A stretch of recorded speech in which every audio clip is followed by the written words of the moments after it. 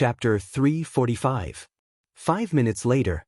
Shui held onto little Shiji's leash while Xianxia carried Xiao Naofu in her arms. The two of them took a stroll in the shade of the garden. Xiao Naofu rested its meaty paws on Xianxi's shoulder and gave little Shiji a smug look. Little Shiji barked foolishly. Woof! Xiao Naofu humphed. It then glanced at Shui smugly. A dog-like man walking a dog. What a perfect match. Shui raised her eyebrows with a look that seemed to be saying, I advise you not to be so arrogant. Xiao Naofu was speechless. I'm scared. It hugged Xianxia tightly and said in a childish voice, Meow. Xianxia said helplessly, Xiao Naofu, how many meals do you eat a day at Fourth Brother's place? It had only been a few days and it had obviously gained weight. Xiao Naofu felt extremely guilty. I just have 3 meals a day plus canned food, dried meat, dried fish, nutrition cream, hair removal cream, and some snacks, Shui said. Actually, I have a way to make Xiao Naofu and little Shiji live in harmony. Xianxi's eyes lit up. Huh. Shui pushed her glasses up her nose and said with a smile, Why don't we send Xiao Naofu away? Xiao Naofu was speechless. Listen, is that even human? Shui winked at Xianxia.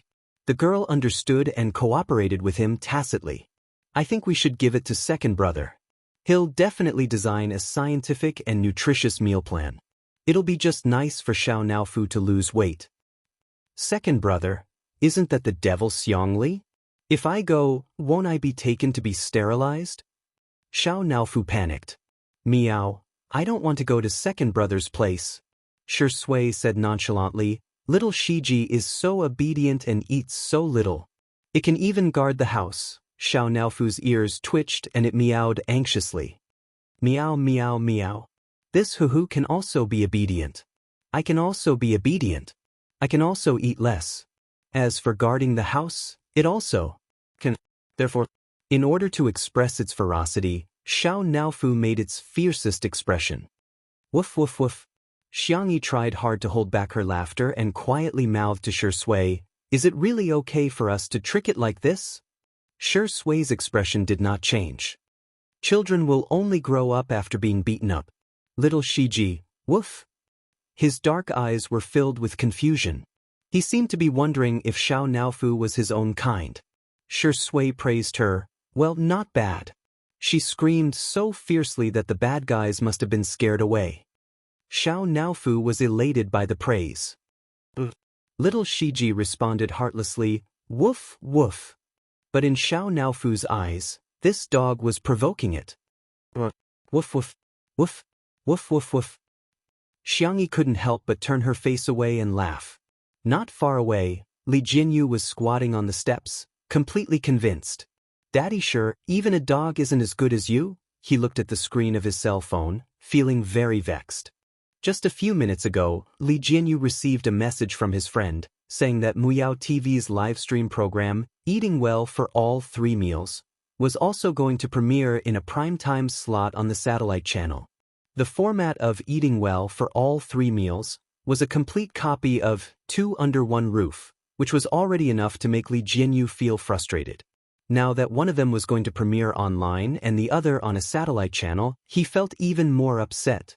Although the television industry was declining and there hadn't been a variety show that broke the 2% rating for a long time, broadcasting on television meant that it had a greater influence and a wider audience. Chapter 346. On the other hand, if 2 Under One Roof was only broadcasted on the internet, the audience would still be mostly young people. At present, 2 Under One Roof was far ahead of the rest in terms of viewership ratings. However, if one day, the popularity of Eating Well for All 3 Meals increased, perhaps Li Gui would become Li Kuei in the eyes of the public. Are the efforts of the production team, Shui, and Sister Yi going to go down the drain just like that? On Friday, the thing that Li Jinyu was most worried about happened. Eating Well for All 3 Meals premiered on Muyao TV and other major online platforms during the prime time slot at 8 o'clock. Due to the novel theme, Zhuo Yi, who was a martial arts star, and Jiang Yun, who was a famous singer with countless hit songs, the viewership ratings exceeded 1.8% within 10 minutes of the broadcast.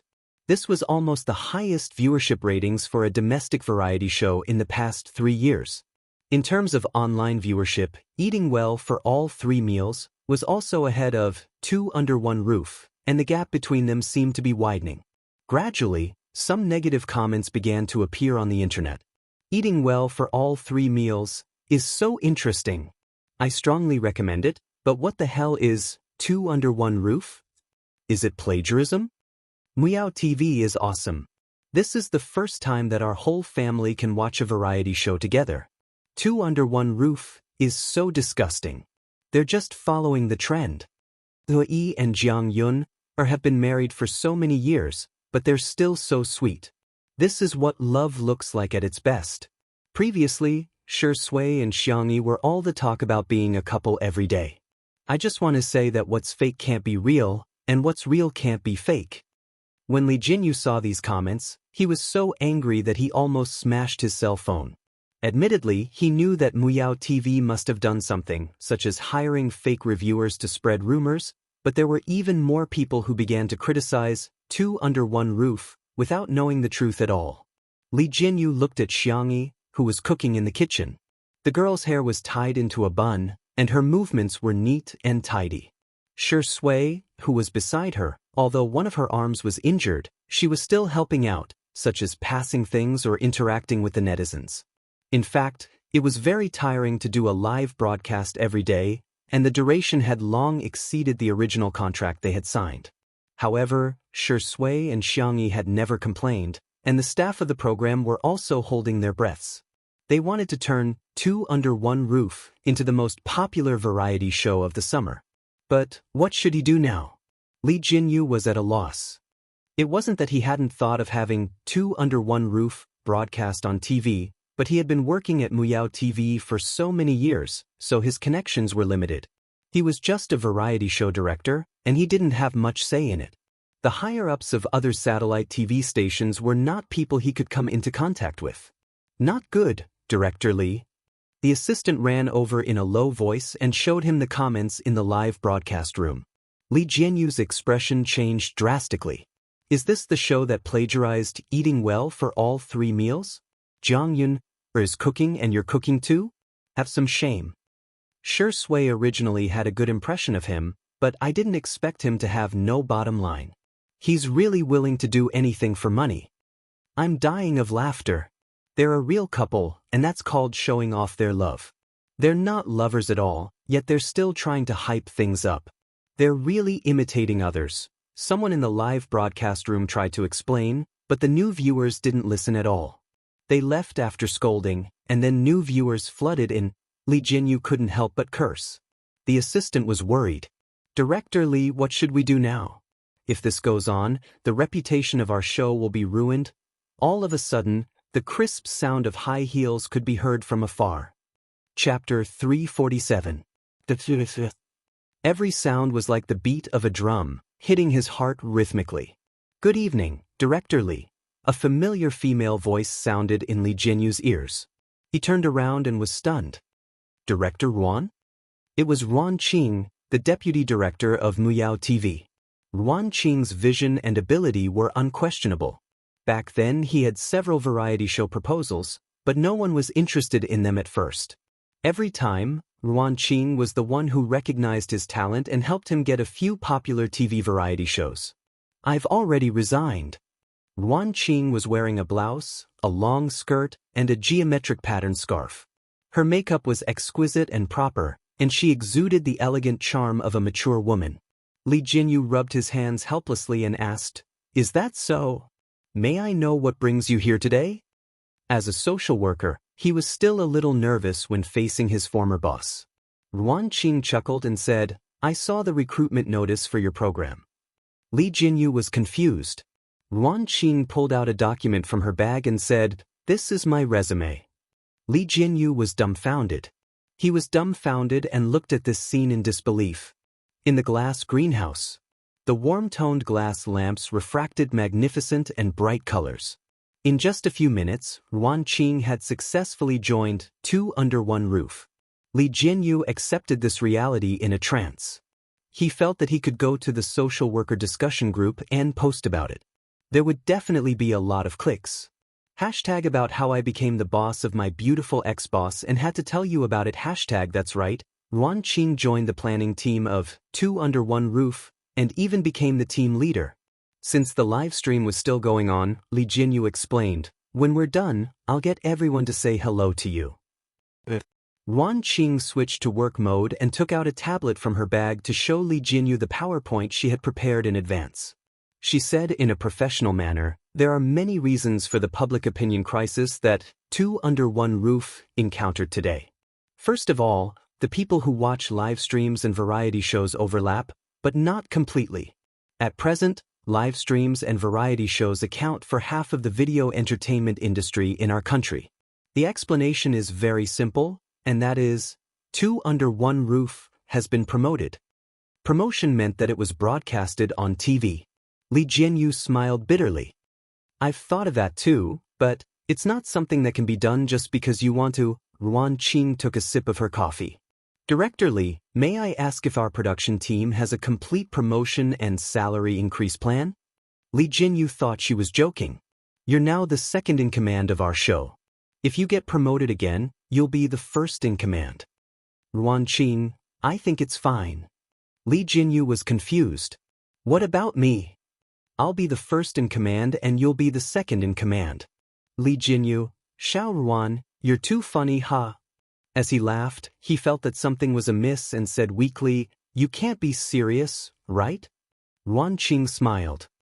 With the broadcast of the television version of Eating Well for All 3 Meals, there were more and more comments mocking Two Under One Roof on the internet. TSK, the online premiere of Eating Well for All 3 Meals, has already exceeded 18 million views. Two Under One Roof only has 50 million views. What a joke. When Shui was still a newbie, she spoke rudely to our best actor Zhua.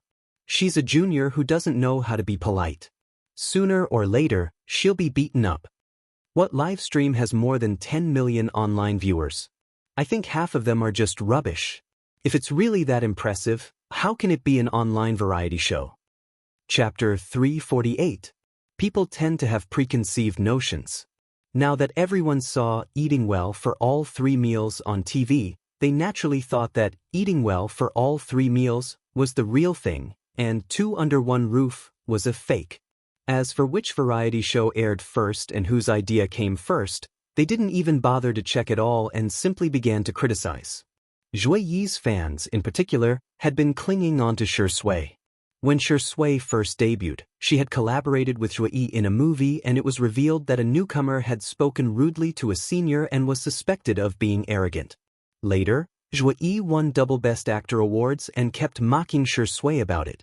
However, later on, Shui won triple Best Actor awards and was the youngest person in the entertainment industry to win the Grand Slam Best Actor awards. Hence, Zhui Yi's fans didn't dare to criticize her. Until today, this old grudge was brought up again. At 9 o'clock, the live stream ended. Li Jinyu gathered the staff in the yard and introduced Ruan Qing to everyone. "This is Sister Ruan, my boss." Everyone was dumbfounded. "Director Li's boss?" Li Jinyu said bitterly. "In short, Sister Ruan is now in charge of the planning and public relations of our program. You just have to remember that she's the boss of our program." He felt that this title would also go viral on the social media forum. #Hello everyone, I'm the boss. I found myself a boss. Although everyone was dumbfounded, they still greeted Ruan Qing in a friendly and obsequious manner. "Hello, Sister Ruan." "Sister Ruan, when can we get a raise?" "Sister Ruan, I want to report Director Li and Old Zhang for secretly eating chicken." Most of the people in the program were young people. Although life was a little tough, everyone had something to aspire to and the atmosphere was particularly good. Ruan Qing naturally had no problem dealing with such a situation. However, she was used to the scheming in Miao TV, but in the face of such simple and pure enthusiasm, she was at a loss for what to do. "Do you want to have supper?" At the door of the villa, Xianxia poked her head out and asked. "I cooked some preserved egg and lean meat porridge." Everyone was eager to eat and looked at Ruan Qing eagerly. Ruan Qing didn't put on airs and said with a smile, "Go ahead." Everyone cheered in unison and swarmed into the kitchen. After a while, Xianxia came out with porridge and side dishes. Shui was with her. Shui had dealt with Ruan Qing before, so she took the initiative to greet her. Sister Ruan.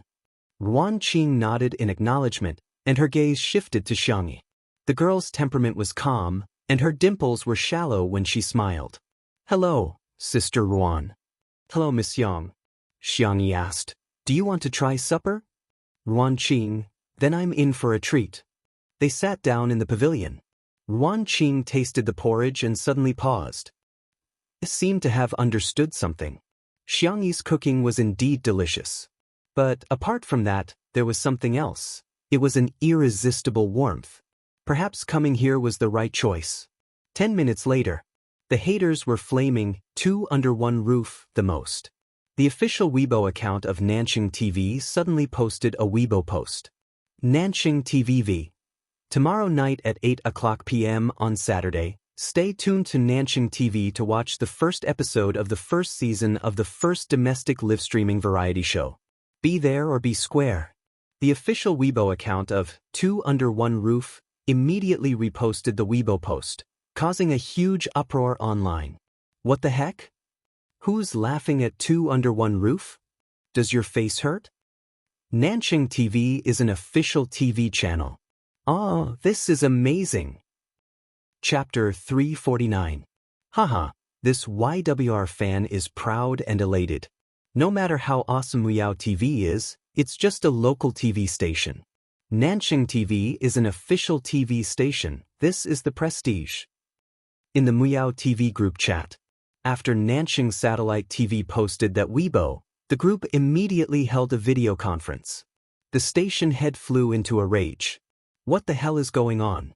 Why would Ruan Qing join Two Under One Roofs? How did Two Under One Roof get Nanxing Satellite TV's resources? For a moment, no one dared to speak. After a long silence, someone said in a low voice, I heard that Ruan Qing has been in contact with people from Nanxing Satellite TV recently. I heard about it too. When the station head heard this, he almost died from anger. Then why didn't you say so earlier? Of course, they all felt that Ruan Qing was just a woman. What could she do? That was an official satellite TV station. Would they care about a woman like her?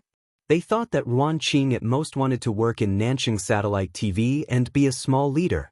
Who would have thought that she actually reached a cooperation with Nanxing Satellite TV? Eating well for all 3 meals was never as popular as Two Under One Roof. Even if their production team had arranged all kinds of scripts for Zhuyi and Jiang Yun, or to show off their love, quarrel, and fight with the guests, the number of viewers would never exceed 10 million. The popularity of the last live variety show, Heartbeat, had plummeted. It was only supported by the die-hard fans of the guests. The sponsors were all eager to get back their previous investments, let alone increase their investment. Now, it was all thanks to Muyao TV. Now that they had finally come up with a plan to snipe Two Under One Roof, they had to take advantage of the premiere of Two Under One Roof on the internet. They had to do a TV and online premiere, then fight a war of public opinion and try to steal the popularity of Two Under One Roof. As a result, Two Under One Roof was about to be broadcast on TV as well. Nanxing Satellite TV, one level higher than Muyao Satellite TV. The station head was furious. Trash. A bunch of trash. You can't even compare to a woman. There was dead silence in the video conference. No one dared to say that the station head was the one who forced that woman to leave. Muyao TV suffered the consequences of their own actions, and Zhuyi's fans were also rebuked by the Shui sisters. Youngest Grand Slam Best Actor Sui Suazi Heart Suit Viewership Record Holder Television Emperor Sui Suazi Heart Suit Light of Acting Sui Suazi Heart Suit First Class Business Sui Suazi Heart Suit. Acting like a big shot? Did they really think that the internet had no memory? Who was the one who pretended to fight for real and broke Shui's ribs? Back then, Zhuyi left his image as a single male god. Now, he's the equivalent of an idol. He hid his marriage to deceive his fans and then created a couple after marriage. Where did he find the face to step on our Shurindi? The Shui sisters' fighting prowess was not to be underestimated. Previously, in order to help two under one roof control the comments, they had scattered the crowd. Now that they had gathered together, they were able to defeat Zhui Yi's fans in minutes. That night, the internet was extremely lively. Netizens from all walks of life stayed up late to watch the show. What? So Zhui Yi had deliberately broken Shi Yingdi's bones during filming? What? Shi Sui's ribs were broken, but she still managed to shoot the scene in one shot. Godly acting skills? What? So Shi Sui had misogyny? The only female celebrity he had ever had physical contact with was Xianxia. On the one hand, the fans of the untimely couple felt sorry for Shi Sui, but on the other hand, it didn't stop them from falling head over heels. The next day, early in the morning, the official account of Two Under One Roof announced the guests that would be coming today. Chapter 350. Two Under One Roof. Please sign here for today's surprise. We are fortunate to have invited the movie queen Zhong Yi to participate in today's live stream. There are also two mystery guests. Everyone, please look forward to it. We actually managed to invite Zhong Yi. Zhong Yi had excellent acting skills and gorgeous looks, but she was often attacked by others because of her sexy image in the early days of her debut. Her most famous film was Dustless, which was a collaboration with Shi Sui. In the film, Shi Sui played a detective who belonged to the good side, while Zhong Yi played a dancer who was both good and evil. She had a secret relationship with Shi Sui. The director formed many artistic metaphors through their relationship, and the two of them also displayed superb acting skills, which were regarded as classics in the film industry. The two of them were about the same age, and Zhong Yi was 30 years old this year. When the film was released, many people were shocked by their acting skills in the film and mistakenly thought that they were a real couple. Hence, the two of them were rather popular in the industry. The reason was that Shi Sui had never interacted with any actresses before. Some of Zhong Yi's fans immediately expressed, "Her Highness has arrived." Zhong Yi and Zhong Yi CP are worth investing in. When Shi Sui was interviewed, he said that he liked Zhong Yi's type very much. Haha, there's going to be a good show to watch. Zhong Yi is the beautiful type. Vase Fairy is going to be crushed by a beauty like Zhong Yi in seconds. Seeing how Zhong Yi's fans were being ridiculed, Xianxi's fans were displeased. Is our sister Yi someone you can bully as you please? Hence, Zhong Yi's fans were taught a lesson early in the morning. They were dumbfounded. Is this Xianxia that popular? Why does she have so many fans? The live stream began at 9 o'clock in the morning. The loyal fans of Two Under One Roof immediately swarmed into the live stream. The camera panned to a distant view of the mountains in the distance, where the colorful windmills of Little Rabbit Farm were rotating in the wind. The vegetable fields were fertile, the garden was lush, and there were flocks of chickens and ducks. In the yard, Xiao Naofu and Little Shiji were fighting. To be more precise, Xiao Naofu was bullying Little Shiji. She refused to drink her goat milk and insisted on snatching the milk from Little Shiji's bowl. The little Shiba Inu's black eyes were wet. It didn't fight back even after being hit a few times by Xiao Naofu's fleshy paws. It even gave the goat milk to Xiao Naofu. The netizens in the live stream. Hooligan acts. Sterilization warning. Wow, this Shiba Inu is so cute. What a cute little puppy. Have I been drinking too much sugar lately? I think Little Shiji is spoiling Xiao Naofu a little. Ha, you don't have to. I saw the staff post yesterday. Although the two of them are of different species, they are of the same gender. Nothing good will happen if they get together. After the heartwarming scene was shot, the camera turned to the entrance of the manor. The black iron gate was covered in vines and roses. Zhong Yi, who was wearing a red V-neck dress, got out of the car with a strong aura. Her black high heels made her fair and straight legs look even longer. She was plump but not fat. She combed her wavy long hair, and as an actress, she accurately found the camera and smiled. Bullet comments in the live stream. "Aw sister, kill me." Zhong Yi's smile is so enchanting that it makes all the beauties pale in comparison. Zhong Yi is such a queen. I finally get the charm of a 30-year-old sister. Vase Fairy really can't compare to her. In the next second, Zhong Yi turned around and got out of the car, She carried out a little bun who was wearing a princess dress and had her hair in a bun. She was also holding a rainbow lollipop tightly in her chubby little hand. Chapter 351. The netizens were dumbfounded. What the hell? Where did this child come from? Someone asked. Could it be Zhong Yi's baby? As soon as the bullet screen was posted, Zhong Yi's fans immediately burst into laughter. Please don't spread rumors. You can eat whatever you want, but you can't say whatever you want. Smile, how did you know? Did you deliver her baby? If not, then shut up, okay? The production crew was also dumbfounded. However, Ruan Qing was present and made a few gestures to Li Jianyu. Li Jianyu coughed and picked up the microphone to greet Zhong Yi from behind the camera. Zhong Yi, welcome to Two Under One Roof. I wish you a happy day. He didn't mention the child because he didn't want to make Zhong Yi feel awkward. Zhong Yi nodded. Hello, everyone. She looked at the little bun in her arms with a gentle gaze. This is my daughter, Jiang. The production crew was speechless. The netizens were speechless. The corners of Li Jianyu's mouth twitched. What kind of luck is this? Today's hot search is going to be dominated by their variety show again. The executives of Muyao TV, who were secretly watching the live broadcast of Two Under One Roof next door, almost vomited blood when they heard this. Another hot topic. Why did Two Under One Roof have to face it? They had spent hundreds of millions of yuan to invite Zhuo Yi and Jiang Yun, and the guest remuneration for each episode ranged from millions to tens of millions.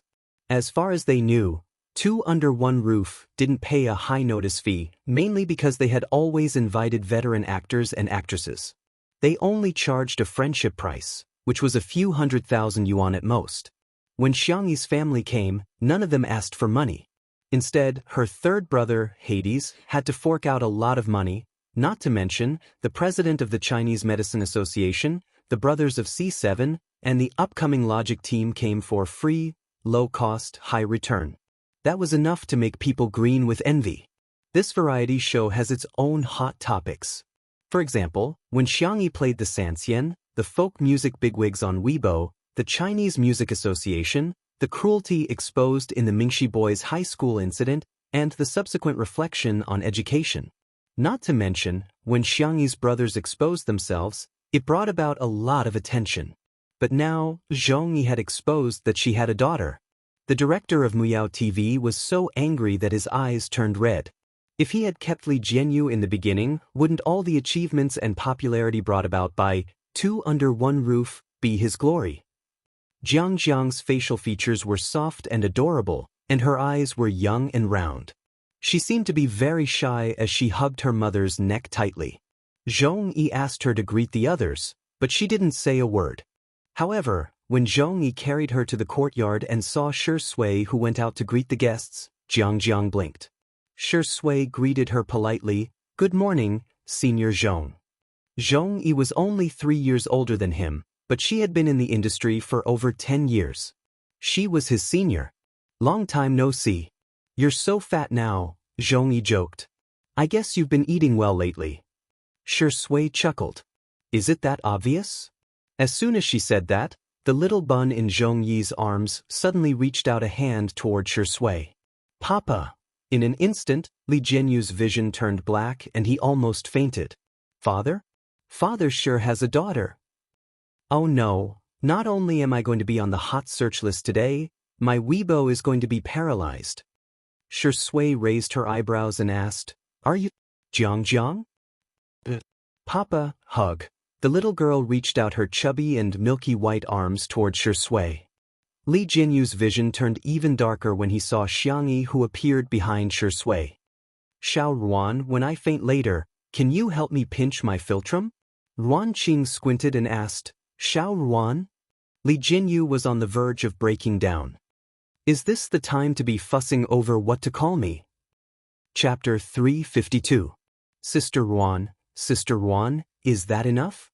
Ruan Qing pondered for a few seconds and said, You'll faint later, let's see how things go first. If you faint now, it'll affect your work. Sister Ruan, you're such a capitalist. Xiangxi was obviously stunned when she heard the soft and adorable word, Papa. Shui's daughter? How is that possible? Even though her rationality told her that the probability was slim, she strangely felt a sense of suffocation in her heart. She was also a little frustrated. Shui didn't like children. He didn't hug Jiang and instead rubbed her little head. Jiang, I'm not your father. However, Jiang was very firm and she exclaimed in a childish voice, You are Papa. The comments section of the live stream exploded. Oh my gosh. Jiang is Shui and Zhongyi's daughter? No wonder Zhongyi retired for a long time a few years ago. She must have gone to give birth to Shui's child. Shui is toxic. Your child has already called you Papa, yet you refuse to acknowledge her? Is your own flesh and blood not as important as your character? All the major marketing companies swarmed in and those who were quick enough had already written eye-catching drafts. Shocking! Shui's biological daughter has been exposed. She's actually, Shui and Zhongyi's relationship has come to fruition. I believe in love again. Zhongyi is the empress of the Empress Dowager. She's a shameless homewrecker. There were those who were just there to watch the show, those who were trying to ride on the hype, and those who were making things up. All of a sudden, rumors and slanders spread at the fastest speed. The number of viewers in the live stream of Two Under One Roof skyrocketed, and in just a few minutes, the number of viewers had already risen to millions. While everyone was watching, Zhongyi said indifferently, Jiang, you've got the wrong person. Mommy. Jiang blinked her grape-like eyes and tears began to well up in her eyes. Mommy, you're lying. Zhongyi naturally changed the subject. Jiang, there's a kitty over there. Don't you like kitty the most? Jiang was only 3 years old and was at the age when her attention was easily diverted. When she saw Xiao Naofu, her eyes lit up and she fluttered her little legs. Mommy, I want to go down. Zhongyi put her on the ground, and the little girl bounced towards Xiao Naofu, looking carefree and innocent. Zhongyi tried to make light of it, but the netizens didn't buy it. Zhongyi must be hiding something. That's it? The denial is too weak. I was only 30% convinced just now, but judging by Zhongyi's attitude, I'm 70% convinced that she's having an affair with Shui. Miss Xiang. Zhongyi had watched some videos of Two Under One Roof before she came, so she recognized Xianxia. Xianxia stepped forward and greeted him politely. Do you have any tasks for me? Zhongyi asked. Li Jinyu continued. Today's task is to change pots and fertilize the plants. Then, we have to build a fence around the vegetable field. Zhongyi nodded, indicating that she got it. She asked Xianxia, Where's the room? I'd like to change into some lighter clothes. Senior, this way please. Xianxia brought her to change her clothes. The two of them were polite and distant, but that was actually normal. After all, they didn't know each other before. However, in the eyes of the netizens, countless meanings were interpreted. Zhongyi is really like an empress. The vase fairy is like a maid in contrast. Tisk, hehe, I feel like a battle is about to start. Zhongyi has such a good figure, she can easily defeat Xianxia. Zhongyi has been working with Shui since 5 years ago. A certain female celebrity is considered to have interfered in their relationship. Chapter 353. The netizens were having a great time gossiping about the emotional entanglements between celebrities. All of a sudden, all sorts of speculations popped up. Some said that Shui and Zhongyi had a one-night stand, and that Shui abandoned Zhongyi and her mother after becoming famous. Some said that Shui and Zhongyi had long been married in secret, just like Shui and Jiangyun. They were going to announce it today. Xianxia, on the other hand, had become the third party in the public opinion. While the others were talking, Zhongyi changed her clothes and came out of the bathroom. She was wearing a black singlet, tight-fitting sweatpants, and a large oversized jacket. The gender-neutral sportswear style neutralized the sexiness of her figure, making her look clean and suave. Zhongyi's fans immediately started praising her, and they didn't forget to criticize Xianxia. Sister looks so beautiful in sportswear. Best Actress Zhongyi. Movie queen who can charm and defeat. sister's figure is really like the ceiling of female celebrities. Vase fairy, who relies on her face to make a living, stand back. In the next second, Xianxia also appeared in front of the camera. She didn't change out of her clothes and simply took off her cute apron. Inside, she was wearing a blue short-sleeved shirt with a few daisies dotted on her chest. She was also wearing a pair of high-waisted, wide-legged pants that accentuated her long legs and slender waist. His outfit was simple, languid, and casual, but it made it impossible for one to look away. The comments in the live stream seemed to have lagged, and it took a few seconds for the comments to be refreshed. I have a similar short-sleeved shirt. So the daisies on her chest look like they're in full bloom? To be honest, I don't usually think that Xianxia is very good-looking, but when I compare her to Zhongyi, I realize that she's really beautiful. I'm dying of laughter. Is this your first day surfing the internet? Do you really think anyone can be called a vase fairy? The word vase is enough to prove that she's worth it.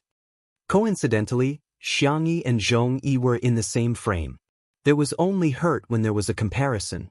Zhongyi's fans realized that Xianxia seemed to be fairer, slimmer, and her breasts. *CK. What the hell did you eat when you were growing up? Xianxia demonstrated it once.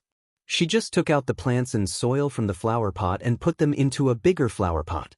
She then added nutritious soil and slow-release fertilizer. You can put some of these insecticides into the soil to prevent pests from appearing. For slow-release fertilizer, just sprinkle it around like this. Xianxia explained the steps very patiently. Some netizens noticed that the pots of flowers she gave to Zhongyi were all small and light, while the ones she gave to Zhongyi were bigger. Someone praised, "Sister E is really gentle." There were also people who scolded. Isn't he just trying to perform in front of the camera? Prove that you're doing more work than Zhongyi, scheming woman. When Xianxia got up to pick up a pot of flowers from the flower rack, her short sleeves rolled up along with her movements, revealing her slender waist and skin that was glowing under the sunlight. Suddenly, the atmosphere in the comments section of the live stream changed. Sister Yi's back isn't a back, it's a Bulgarian rose. Sister Yi's waist isn't a waist, it's a deadly scimitar. Hurry up and block Xianxi's view.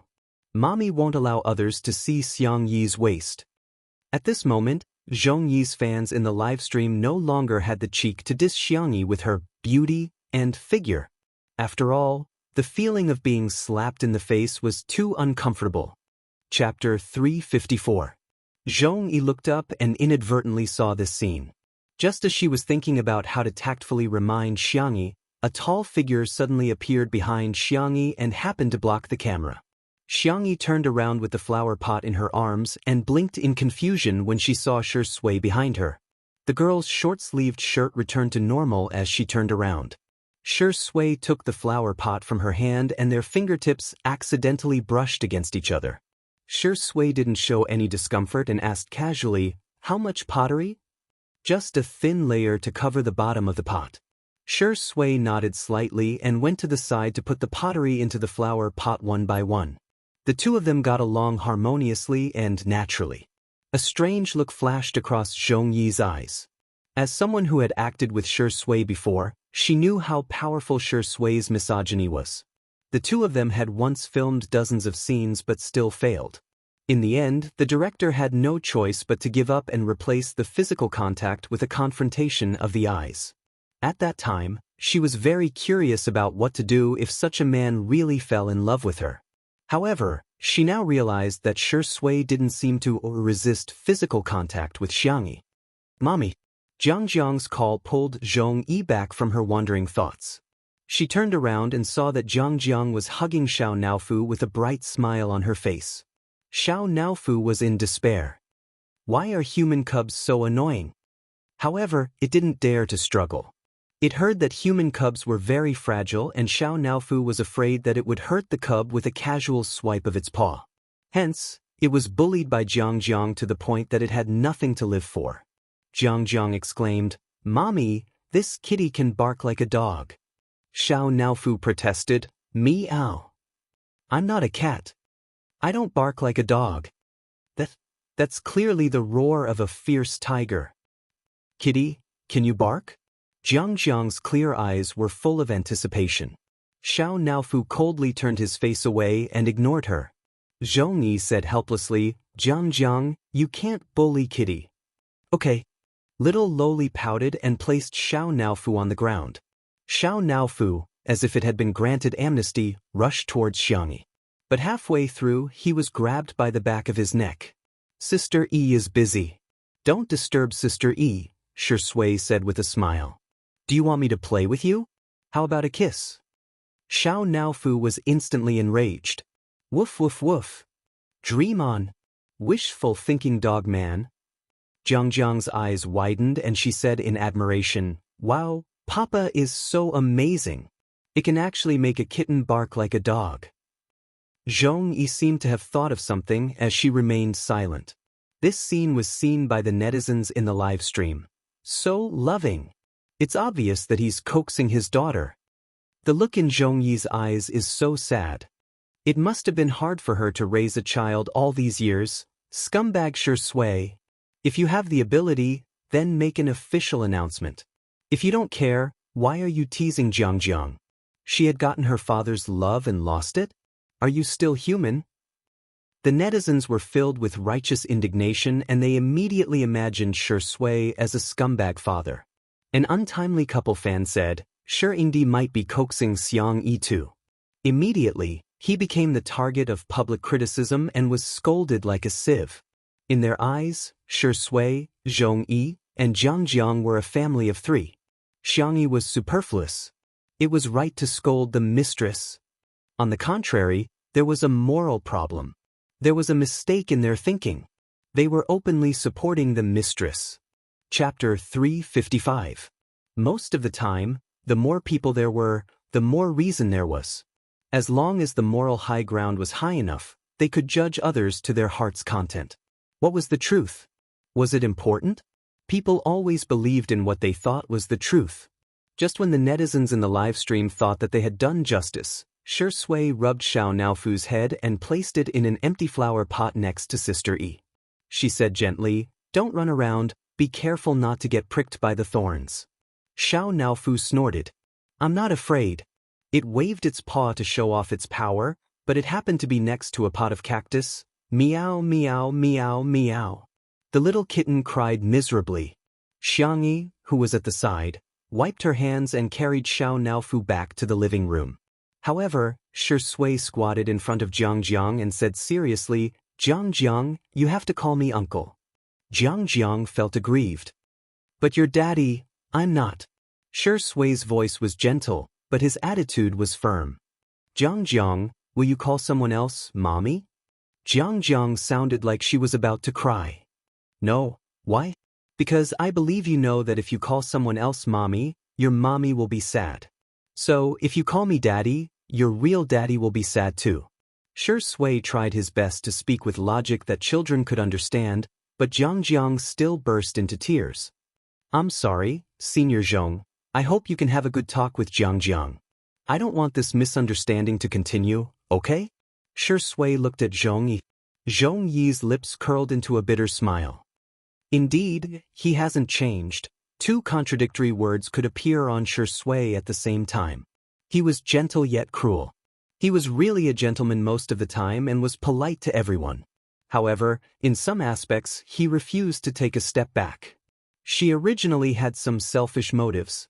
But now, it seemed that Shui would not tolerate it at all. Zhongyi closed her eyes and made up her mind. Jiang, this is Uncle Shui. He's not your father. Your daddy has gone to a faraway place. Jiang sobbed and asked, Then, will I still be able to see daddy? We'll never see him again. Zhongyi's voice was trembling.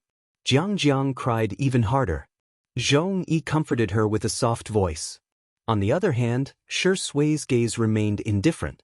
It was as if cold blood was flowing under his handsome appearance. In the live stream, countless viewers felt upset because of Jiang's tears. The scumbag must die. Sigh. No matter what the adults are like, what did the children do wrong? Jiang is so pitiful. Zhongyi is clearly putting on a brave front. I'm going to vomit. I thought the clock couple was real, but I didn't expect Shui to be so selfish. Not only did they not announce it, but they even forced Jiang not to call him daddy. She forced Zhong Yi to lie to the child. Sure Sui would probably be drowned by the overwhelming comments if they were converted into spittle. In the living room of the villa, Xianxia applied some aloe vera gel on Xiao Naofu and bandaged it simply. Li Jinyu and Ruan Qing rushed over in time and gestured for the cameraman to film little Shiji's daily life for a while before telling Xiangyi to turn off the microphone on her clothes. Sister Yi. Jiang is not Sure Sui's daughter. Li Jinyu explained anxiously. Xiangyi said calmly, yes, I know. Li Jinyu heaved a sigh of relief and said, Sister Yi, you're so smart. Ruan Qing was speechless. What kind of man is this? It was obvious from the little girl's expression that she was jealous. Chapter 356. Li Jinyu was still babbling. Sister Yi, don't worry, there's nothing going on between Mr. Shi and Zhong Yi. Xiangyi said, ah, is that so? Li Jinyu said, they just worked together in a movie. Because their scenes together were so spectacular, they have a bunch of fans who love them together. Xiangyi said, oh, I see. But most of the couples in the entertainment industry are fake. It's either a publicity stunt or just a figment of the imagination of the fans. Ruan Qing covered his mouth and asked with a smile, how's Xiao Naofu? It's all right, it's just a little pricked. Xiangyi placed it in the kitty villa, but Xiao Naofu refused to sleep and insisted on occupying little Shiji's kennel. It lay flat on the ground with its buttocks sticking out. Maybe you can talk to Sure Sui, Ruan Qing suggested. Xiangyi said calmly, you've misunderstood. There's nothing for the two of us to talk about. We just work together on a variety show. Most of the couples in the entertainment industry are fake. The two of us are no exception. Ruan Qing coughed, wanting to remind her that Sure Sui was right behind her. However, Xiangyi was still calmly narrating. We're not a real couple. It doesn't matter to me whether he has a child or not. Me too. She paused, seemingly not trying to convince Ruan Qing but trying to hypnotize herself. I'm just a fan of his. The man at the door was tall and slender. He was standing against the light and his handsome face was hidden in the darkness, making it impossible to tell his emotions. Li Jinyu held his breath, not daring to make a sound. What kind of hell is this? Ruan Qing hesitated for a few seconds and asked tentatively, so, you don't like Sure Sui at all? Li Jinyu's gaze was vivid as if to say, Sister Ruan, are you crazy? In the next second, Xiangyi said in a huff, I don't like her. The figure at the door paused stiffly for a few seconds. A moment later, the man left. Boom. Li Jinyu's heart was about to break. He hadn't even had the chance to witness the untimely beginning, but was he going to witness the untimely end? But, Ruan Qing asked again, you really don't like it? She smiled and said, Zhong Yi and Sure Sui are together now, and they have a child together. The three of them seem to be a good family. Li Jinyu looked at Ruan Qing in disbelief. Sister Ruan, why are you fanning the flames? But he didn't expect something unexpected to happen. The room was silent. Xiangyi didn't answer the question. She just held the cat teaser and seriously teased the air. Li Jinyu was confused. Sister Yi, are you blind? Xiao Naofu is obviously in the kennel. Why are you waving the cat stick at the cat kennel? The corners of Ruan Qing's lips curled up. There were some things that could be conveyed without words. She walked up and patted Xiangyi on the shoulder. I forgot to tell you something. Today's two mystery guests are related to you. Xiangyi, Before she finished speaking, a kind and warm voice came from the door. Good girl, Tutu, Grandma is here to see you. Xiangyi's eyes, which were originally gloomy, immediately lit up. Grandma. Madame Xiang entered the entrance and yelled, Old man, since you're already here, why are you standing at the door? Xiang Yin's stubborn voice came from outside the door. What do you know? I'm just enjoying the scenery. Madame Xiang covered her mouth and snickered. She whispered to Xiangyi softly, Ignore him. He got up early in the morning and changed into more than 10 sets of clothes in order to attend your show today. I've never seen such a shameless old man. Chapter 357. Xiangyi imagined old Mr. Xiang changing into different sets of clothes, feeling both touched and teary-eyed. She turned her face away to hide the emotions in her eyes. Madame Xiang sensed that Xiangyi was behaving strangely and raised her hand to touch her little head. Her movements were gentle and affectionate as ever. Did you encounter something that made you upset? Tell me about it. It's nothing. You can lie to others, but you can't lie to Grandma, Madame Xiang coaxed. If you have any grievances, feel free to tell me. Grandpa and Grandma are here to support my dear Tutu. Although Xiangyin was pacing back and forth outside the door, he kept peeking into the living room from time to time. When he saw the door, he barked angrily, "Which blind fool bullied you?" Xiangyi sniffed and said, "It's really nothing." She was not afraid of being wronged. She was afraid that her family would show her concern after she was wronged. Madame Xiang said in displeasure, "What are you yelling for? Are you trying to show off your loud voice? Don't scare my dear Tutu." Xiangyin was speechless. He gritted his teeth and lowered his voice. "Have you forgotten what I taught you when you were a child? If you encounter anything, you must tell your family as soon as possible." The Xiang family taught their children from a young age that their family would always be their strongest support. Hence, the children of the Xiang family were known for being united, and the elders were also known for being protective. Xiangyin once got into a fight with the parents of the naughty child who lifted Xiangyi's skirt in kindergarten. At that time, he said, "If you don't teach your child a lesson today, I'll teach you a lesson," which was regarded as a classic quote. I didn't forget. Xiangyi smiled, not wanting the two elders to worry about her. "Grandpa, Grandma, please take a seat first. I'll go pick some fruits for you." Xiangyi went out with the bamboo basket.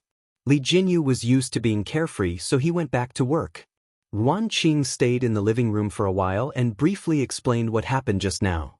She didn't express any subjective emotions and simply stated that Jiang had misunderstood Shi Sui as her father before leaving too. Xiangyin frowned and said, "This rascal, he's not worthy of my granddaughter at all." Madame Xiang took a sip of tea unhurriedly and said, "It's your granddaughter's fault for falling in love with him." "What did you say?" "Impossible. That's impossible." Madame Xiang rolled her eyes. "If Tutu doesn't like it, do you think it will affect her mood?" Xiangyin fell silent. Xiangyi could be said to have been brought up by them, so they knew the little girl's character best. She was a calm and patient child. She would not be annoyed even if she read a boring medical book for an entire day. She would not cry even if her fingers were to bleed from playing musical instruments. As long as she set her mind on something, she would do it without any distractions. It seemed that nothing could affect her. But now, Shi Sui was one more person who could affect her. At the thought of this, Xiangyin felt extremely vexed. Madame Xiang was meticulous. She thought about it more than he did. She straightened her collar and said, "I'm going to live stream now. Is the most important thing now? Let our Tutu realize her error and mend her ways. Don't let that wretched man steal her away." Madame Xiang looked at him sympathetically and said, "Haven't you ever thought that it's our Tutu who wants to steal someone else?" Xiangyin was dumbfounded. The two old men arrived at the glass greenhouse, and Zhong Yi happened to come out with Jiang. Jiang walked toward Shi Sui, her eyes red from crying. "Uncle, I'm sorry." Shi Sui expressed assent indifferently and picked up the kettle to water the plants that had just been repotted. The corner of his shirt was gently tugged, and he looked down. Jiang's eyes were full of anticipation. "Uncle, can you be my daddy?" Chapter 358. Little Lolita was innocent and her eyes were red. If it were anyone else, their heart would have softened. However, Shi Sui was indifferent and he didn't even stop watering the flowers. "I'm sorry, Jiang." Shi Sui didn't say anything else, but Jiang had already understood what he meant.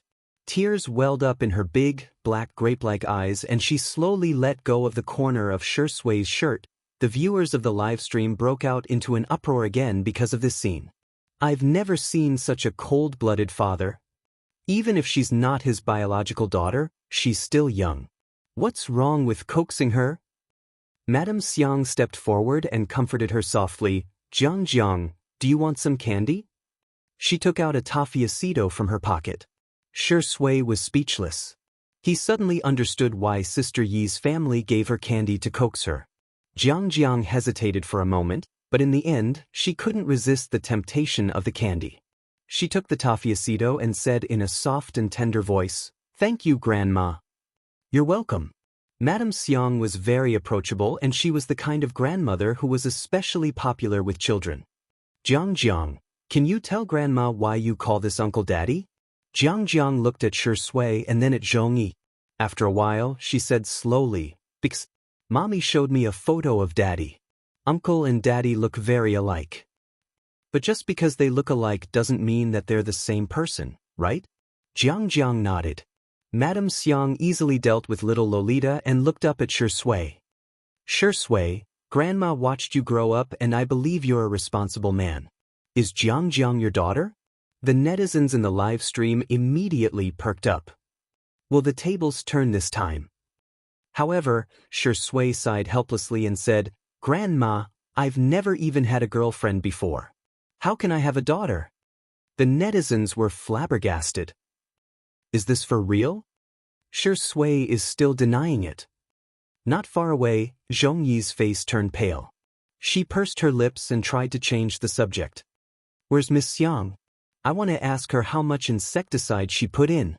Madame Xiang suddenly asked, "Miss Zhong, forgive me for being nosy, but may I ask if Shui is Jiang's biological father?" Madame Xiang's intuition told her that there was something wrong with Zhongyi. Her attitude was too vague. This naturally made it easy for people to misunderstand. It was clearly something that could be explained in one sentence, but she kept avoiding the important points and dwelling on the trivial ones. It was inevitable that she would give people space to let their imaginations run wild. The old lady looked elegant and gentle, but in fact she had a strong vibe. Her eyes seemed to be able to see through people's hearts. Seeing her, Zhongyi's heart skipped a beat. She clenched her fists and said hoarsely, "Is it that important?" Jiang misunderstood and her eyes lit up again. "Mommy, are you lying to me? Is Uncle an uncle or Papa?" This time, before Madame Xiang could say anything, Xiang Yin hollered loudly. "This woman comrade, parents are children's role models. Please teach by example and by word of mouth. Teach your own children well." Zhongyi's emotions froze. The netizens in the live stream who were enjoying the show were dumbfounded. Did I hear wrongly? Xiang Yin called Zhongyi a woman? A woman? Someone immediately retorted passionately. Huh? Did he call her a woman? Does he know how to respect women? The old lady is being unreasonable and the old man is being overbearing. This family is so ill-mannered. The bad guys have really aged. For the sake of their granddaughter, they're hurting others so brazenly?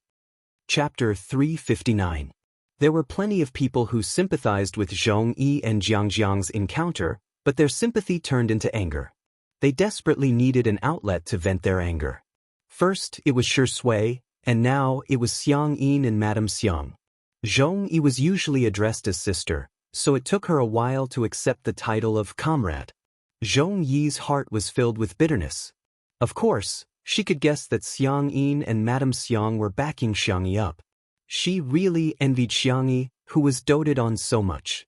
Jiang, I'm sorry I lied to you. Uncle Shui is not your father. Zhongyi finally came clean. Jiang's eyes were full of disappointment. Then, where's Daddy? She asked eagerly. Daddy, he's no longer in this world. It took Zhongyi a lot of effort to tell the truth. He has become a star in the sky to protect you, Jiang. The 3-year-old Jiang didn't quite understand, but she could feel the sadness in her mother's body. Tears rolled down her cheeks, breaking her heart. The audience watching the livestream froze in front of the screen. Zhongyi means that Jiang's father has passed away? Madame Xiang couldn't bear to see the child cry, so she took the initiative to coax Jiang.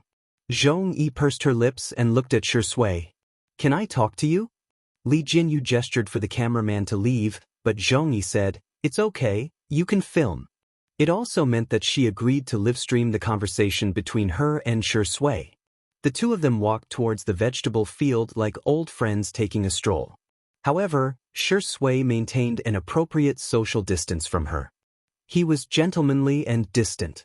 Zhongyi noticed this small detail and a look of self-deprecation flashed across her eyes. Indeed, Shui's misogyny is as bad as ever. I want to apologize to you, Shui. I'm sorry. It's because Jiang's father has already passed away before she was born. He was a doctor who unfortunately met with an accident when he was participating in an international volunteer event abroad. Zhongyi lowered her eyes. Her beautiful face was filled with pain. But I wanted to selfishly leave something for Jiang. So, when Jiang asked about her father, I showed her the stills of you in Untainted, and lied to her that it was her father. Shui had slimmed down to look like a paper doll for the sake of the role of Dustless. In the stills, Shui had applied makeup and filters, so he looked slightly different from the real Shui. However, they were the same person after all. Hence, when Jiang saw him, she felt that Shui resembled her father. The netizens who had been the most aggressive in the livestream were dumbfounded. What the hell? All this wasn't because Shui was a scumbag, but because Zhongyi was lying. I'm sorry, I'm really sorry. I didn't mean anything else. I just didn't want Jiang to feel like a child without a father. Zhongyi lost control of her emotions and covered her face with her hands to block her tears. Actually, you don't look like him at all. He's not as good-looking as you are and he's not as tall as you are, but he's really, really good. At the end of her sentence, Zhongyi was already a little incoherent, but one could tell that she was referring to Jiang's biological father. Shui's eyes were deep and dark. He lowered his eyelids and the emotions in his eyes were thin and cold. Senior, my condolences. I think you need to be alone for a while. As soon as he said that, the Shui couple was completely heartbroken. Shui, you scumbag. You're heartless. Chapter 360. Can't you coax her? Can't you at least give her a tissue instead of a hug? Doesn't Shui's family love to brag about their high EQ? Why aren't they bragging now? How can they leave a girl to cry? However, Shui's sisters were displeased to see that Shui had been criticized. In the beginning, they had some scruples and were worried about the relationship between Shui and Jiang. Now that they had clarified it, they no longer had any concerns. A couple is a couple, but they are two different people. Smile, smile, the two of them are just seniors and juniors. They can't even be considered friends. What's wrong with leaving Zhongyi alone? To those who are criticizing scumbags, I hope you all find a warm boyfriend who can coax other girls. Take away our Shui. A gentleman is not equal to a central air conditioner. Thank you. Although Zhongyi had fans, they were no match for Shui. In just a few minutes, the comments in the livestream returned to peace and tranquility. The reason was none other than that they couldn't win against Shui. In the face of absolute popularity and power, Shui would crush them as soon as she made a move. Shui didn't return to the glass greenhouse and instead went to the vegetable field. The fence had already been fenced and there was only one last step left: painting. Shui held a small brush and lowered his head to slowly brush the white paint. Soon, he heard the familiar sound of footsteps, and the corners of his lips curled up slightly. He had successfully waited for the rabbit to appear. He raised his head, his long and narrow peach blossom-shaped eyes curving upwards. When he smiled, he always looked affectionate and affectionate. Xianxia slowly returned from the orchard with a basket of fruits. The fence was the only way to get there. Sister E, you've picked so many fruits, Shui greeted. Xianxia replied with a obviously colder than usual. The netizens were appalled. No way, is untimely wedding going to fail too? I have a bold idea. Is Sister E jealous? Xianxia looks so much like Ruo when she's sulking. She's just like her brothers when they pretend to be aloof. Xianxia was about to leave expressionlessly, but she couldn't help but glance at Shui. The hand injury left behind by the obsessive fan, all is well year-round, had not completely healed. He could only use one hand to paint. Although he painted very evenly and meticulously, not only was the speed slow, but it also looked very laborious. Xianxia couldn't take another step. Shui asked gently, "Why don't you go back? It's too sunny here. Be careful not to get sunburned." Seriously, she was too worrisome. Xianxia slowly walked to Shui's side and said awkwardly, "I'll do it. You go back." Shui said, "It's okay. I can do it." Xianxia said, "No, you can't." Shui couldn't help laughing. "How do you expect me to answer that?" Before Xianxia could answer, the netizens in the live stream had already started spamming, "Shui can't do it." Xianxia snatched the brush from Shui's hand and stuffed the fruit into his hands. She said fiercely, "Go eat the fruit. Leave this to me." Shui's eyes were full of smiles. "Sister E, I'm really not as useless as you think. You're so long-winded." Xianxia pulled a long face. "You're so noisy." Shui blinked and a moment later, he went to the staff member's side. When he returned, he had a floral parasol in his hand. Whoosh! His well-defined fingers opened the umbrella for Xianxia. His voice was gentle and affectionate. "You'll be bored if you're alone. I'll be quiet. Don't mind me, okay?" Chapter 361. The umbrella was so small that it couldn't fit two people at all. Shui covered most of the umbrella over Xianxia's head, allowing the sunlight to pour on her shoulders. "Xianxia, up to you." She buried her head in painting, her movements quick and hurried, as if she was trying to hide the restlessness in her heart. Shui didn't say a word and just silently held the umbrella for her. The comments in the live stream had already exploded. "Another day of tears for Sister Yi's beautiful love. It's not that Shui isn't warm, it's just that you're not the warm one. Holding an umbrella is too sweet, mommy. I'm eating candy. I'm covering my mouth. Don't cry, Zhongchong couple. You guys can come and cheer for untimely couple. I guarantee sweetness, I guarantee authenticity." Shui has double standards. To Zhong E, "I think you need to be alone for a while." To Sister E, "I'll be quiet. Don't despise your brother, okay?" The fans of the couple were kowtowing, but the marketing accounts wanted to cry but had no tears.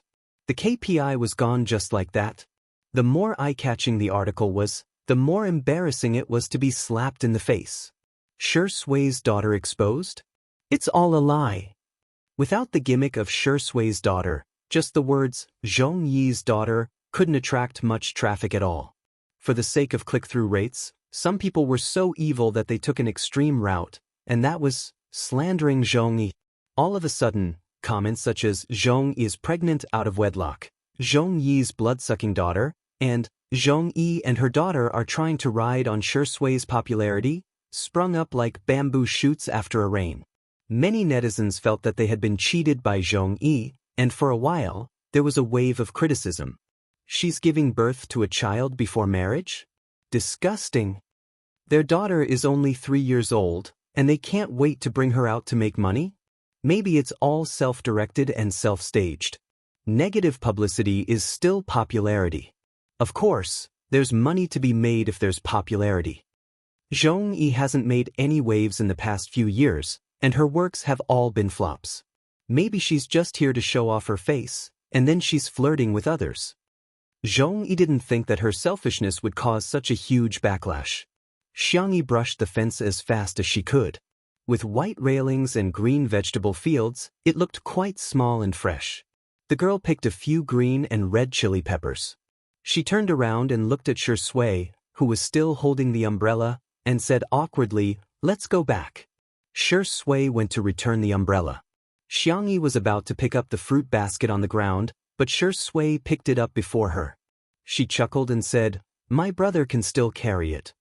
Xianxia thought about it. Since it wasn't very heavy, she didn't argue with him. After all, Shui was a fragile and sensitive man, Shui. It wouldn't be good to hurt his pride. The two of them walked side by side on the way back. Xianxia stood on his left side and found that the exposed fair skin of his collarbone had turned red from the sun's rays. She felt really strange.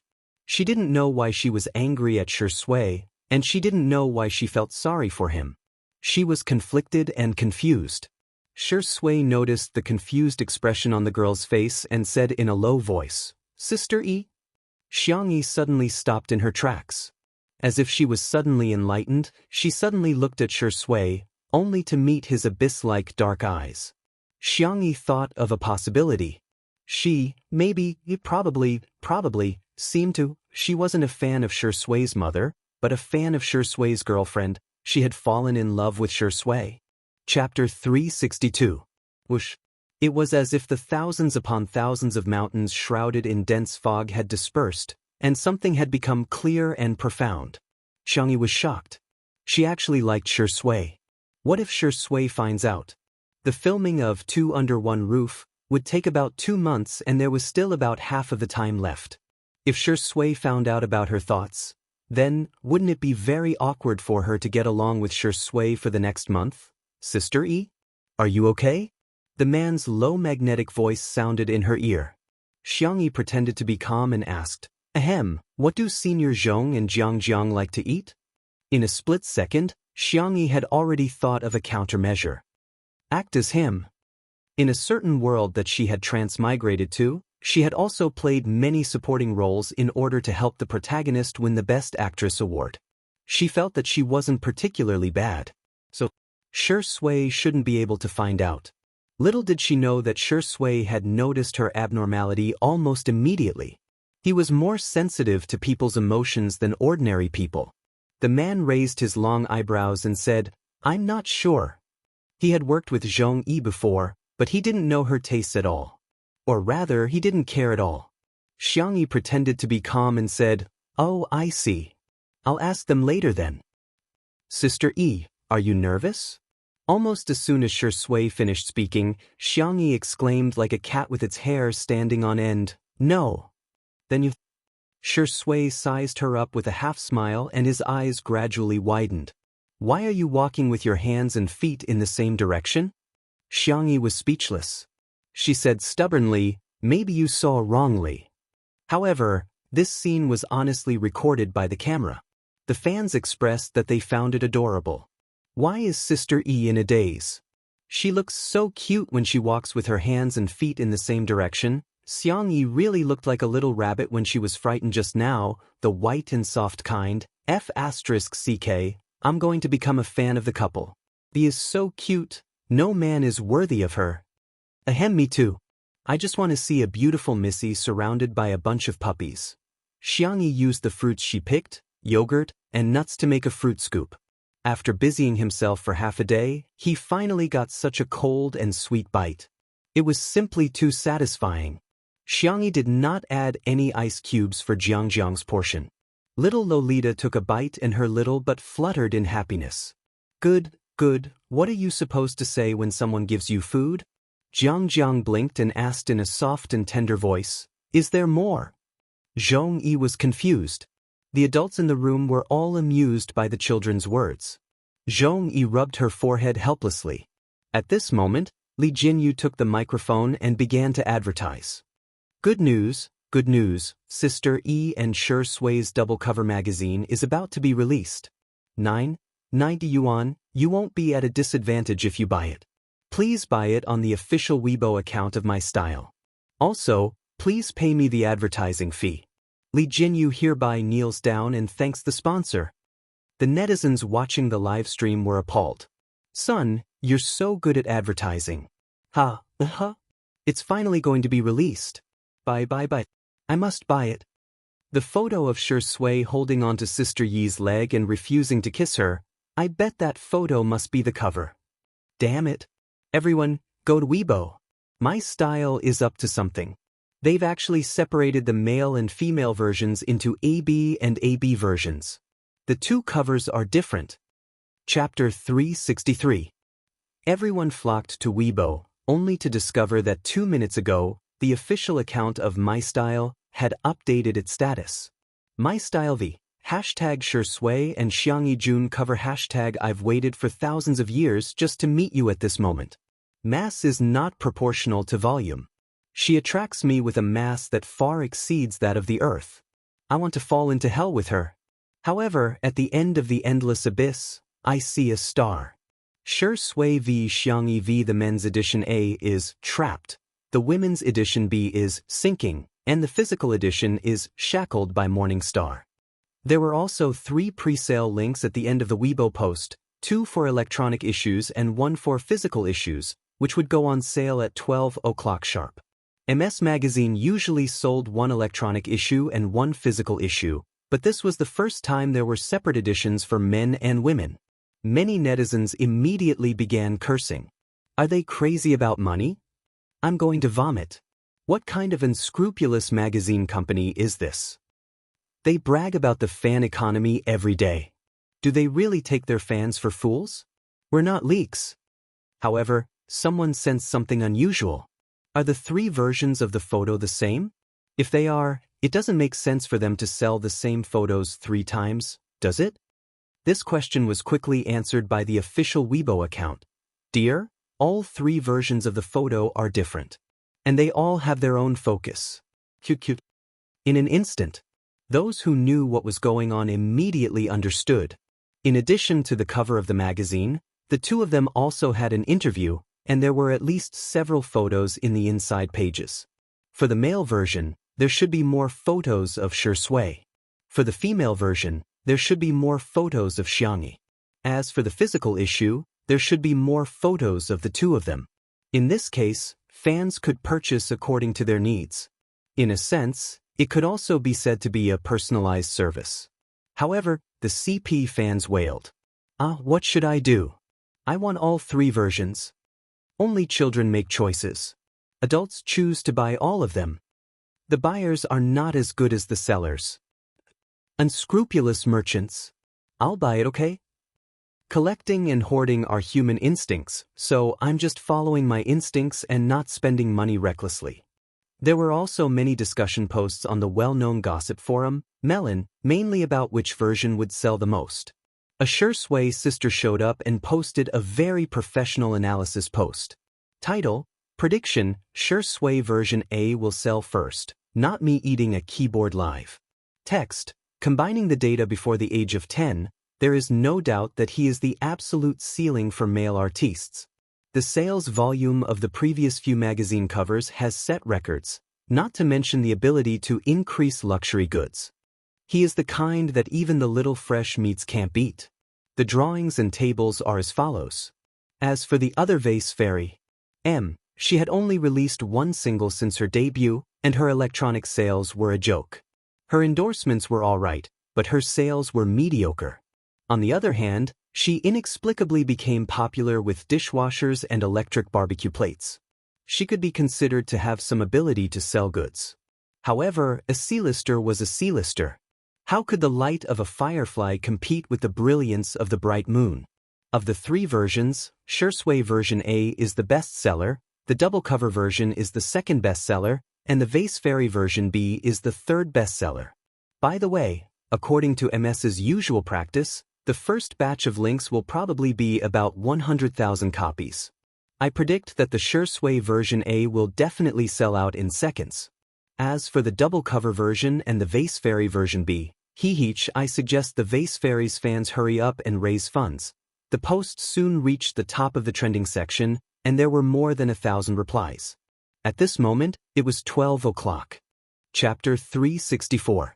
In the entertainment industry, the sales volume of a magazine was, in a sense, equivalent to the commercial value of a celebrity.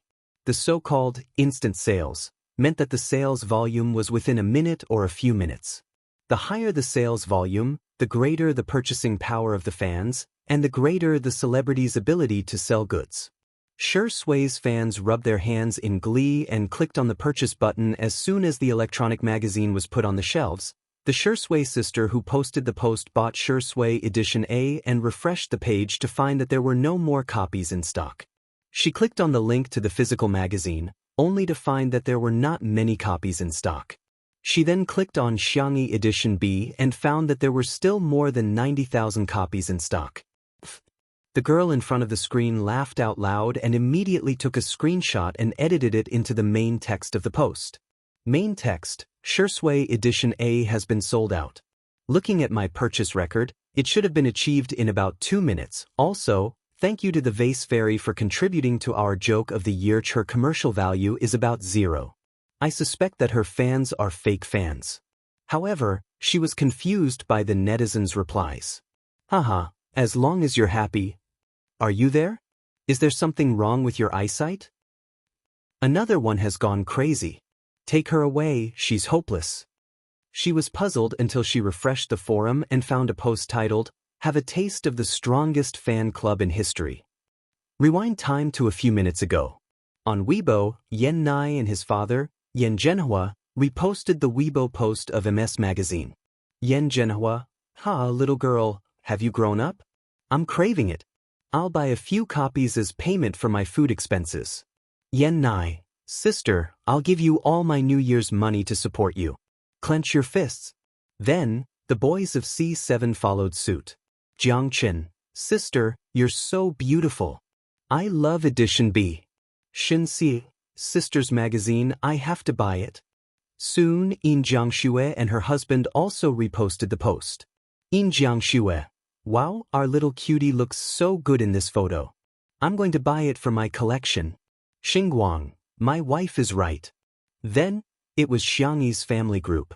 Little Uncle Xiang Feng yelled in the family group chat and forwarded the post.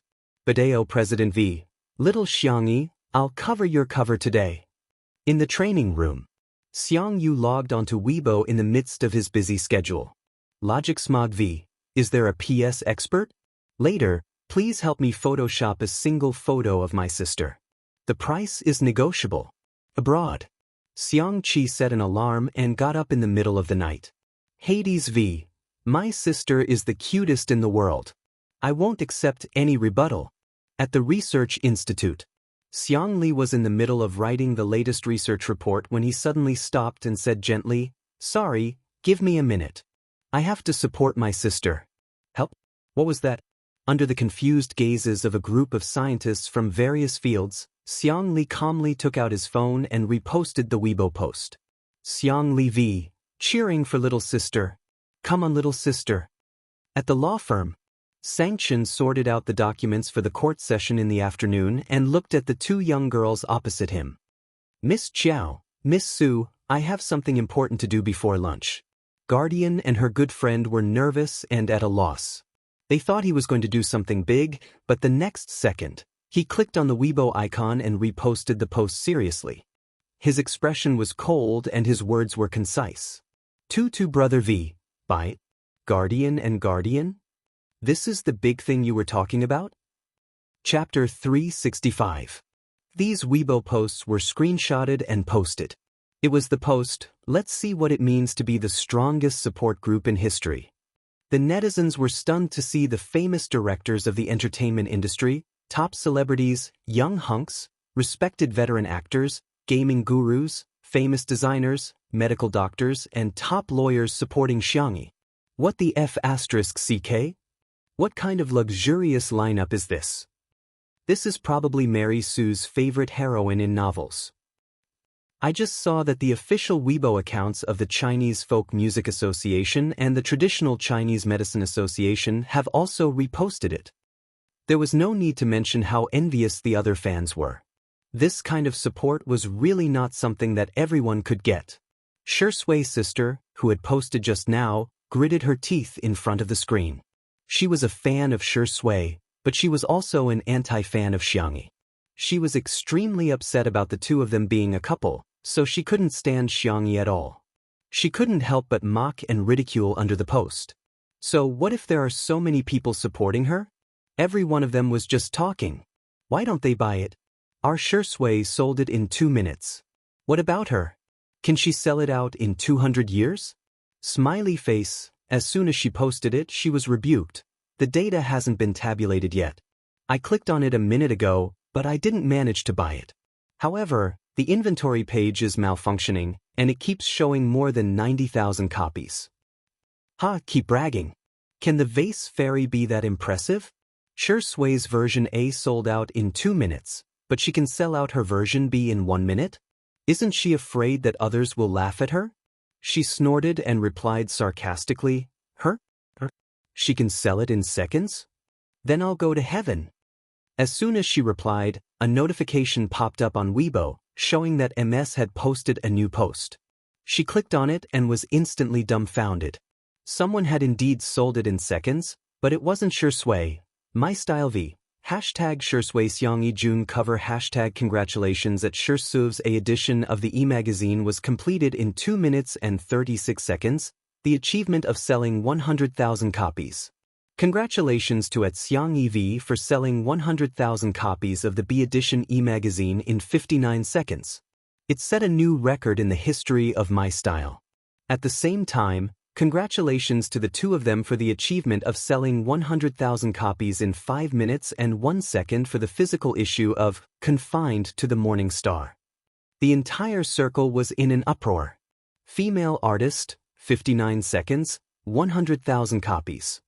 Good heavens, even if there was support, this number was still shocking. When Xiangyi's fans saw this Weibo post, they all felt proud. Sister E is so outstanding. Roaring at the top of his lungs, so low-key, low-key. Our EZ isn't that impressive, awesome. It felt so good. After being slandered for so long, he could finally hold his head high. That's how impressive our E is. Bullshit. Someone even tagged Shui's sister. Haha, does your face hurt? You there? Is the keyboard ready? If not, I'll send you one. I heard that you're going to heaven. I've prepared the sunflower seeds and a small stool. When are you going to perform? That person didn't reply for a long time. After a while, everyone realized that she had actually deleted her account. She can't afford to play, can she? Some were happy while others were worried. Untimely Weibo was a hot topic. Who still remembers that it's a double cover this time? Sob, sob, sob, sob. Are we too lousy? The sales are actually at the bottom. No. Sisters. It's been so long, but Shui still hasn't won Sister Yi's heart. He's useless.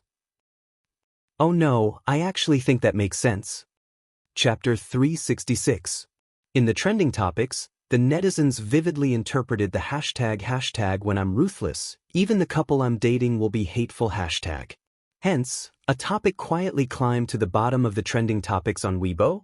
When Si Chuanbai saw the hashtag Shurindi is useless hashtag, his expression was exactly the same as the old man on the subway. In the past, he had predicted that Shui would be on the trending topics and had prepared the corresponding public relations. Recently, the trending topics were getting more and more confusing. Shurindi is useless?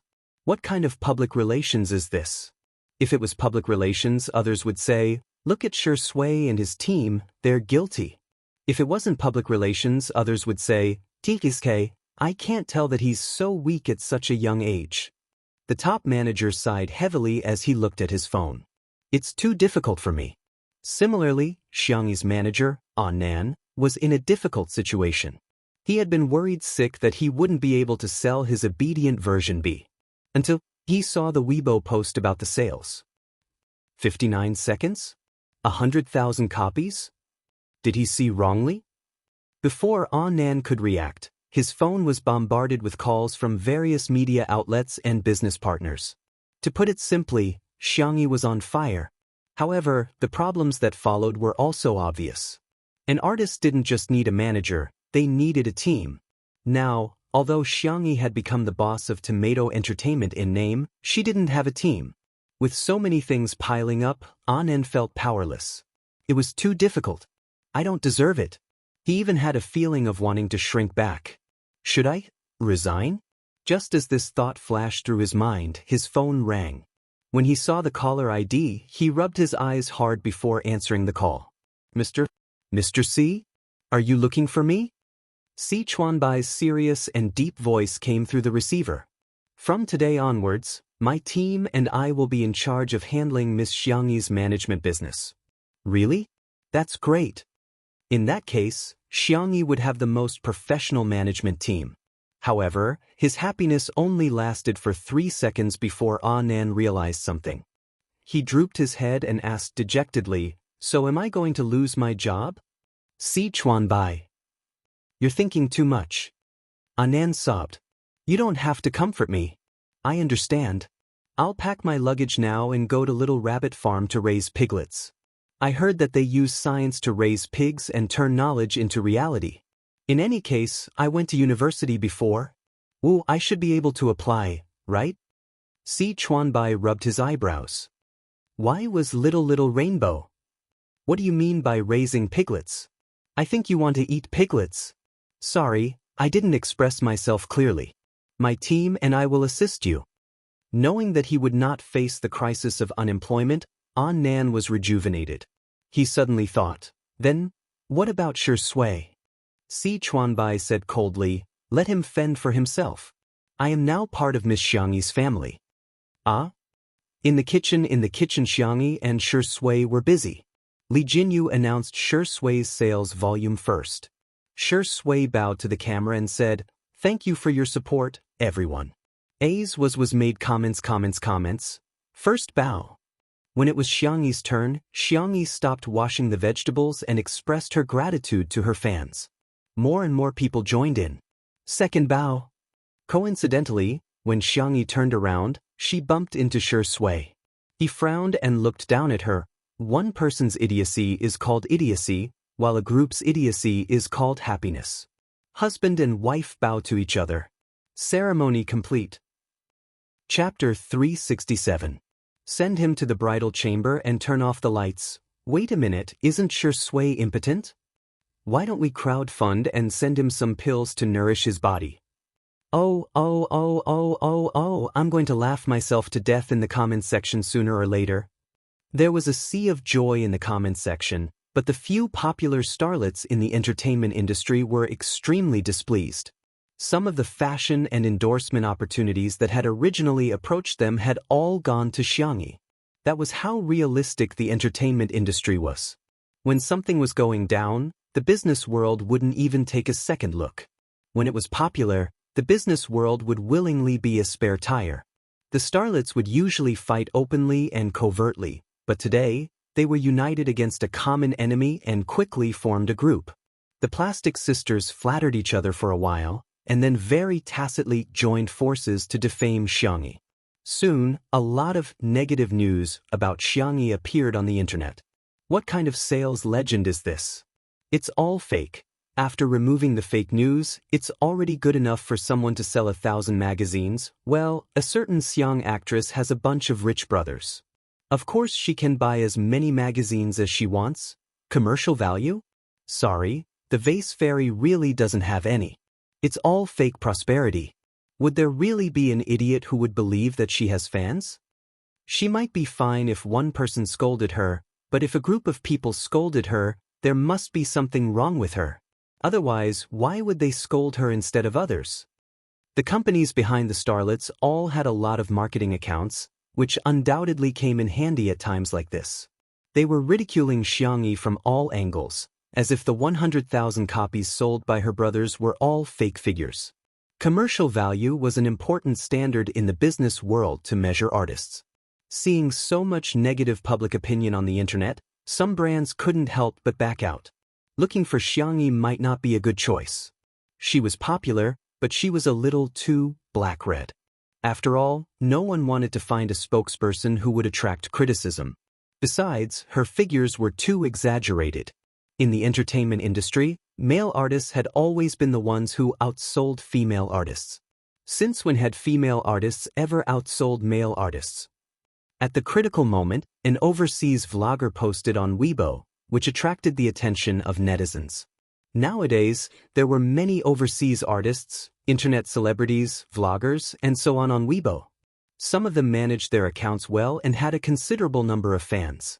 It just so happened that the vlogger who posted on Weibo would usually share her outfits, skincare, and so on. She had more than 2 million fans. Lunavi, hey, I want to ask, can anyone help me buy this? My friends like her very much. There was a picture. It was a screenshot of My Style's Xiang Edition B. The netizens? Is Xiangyi?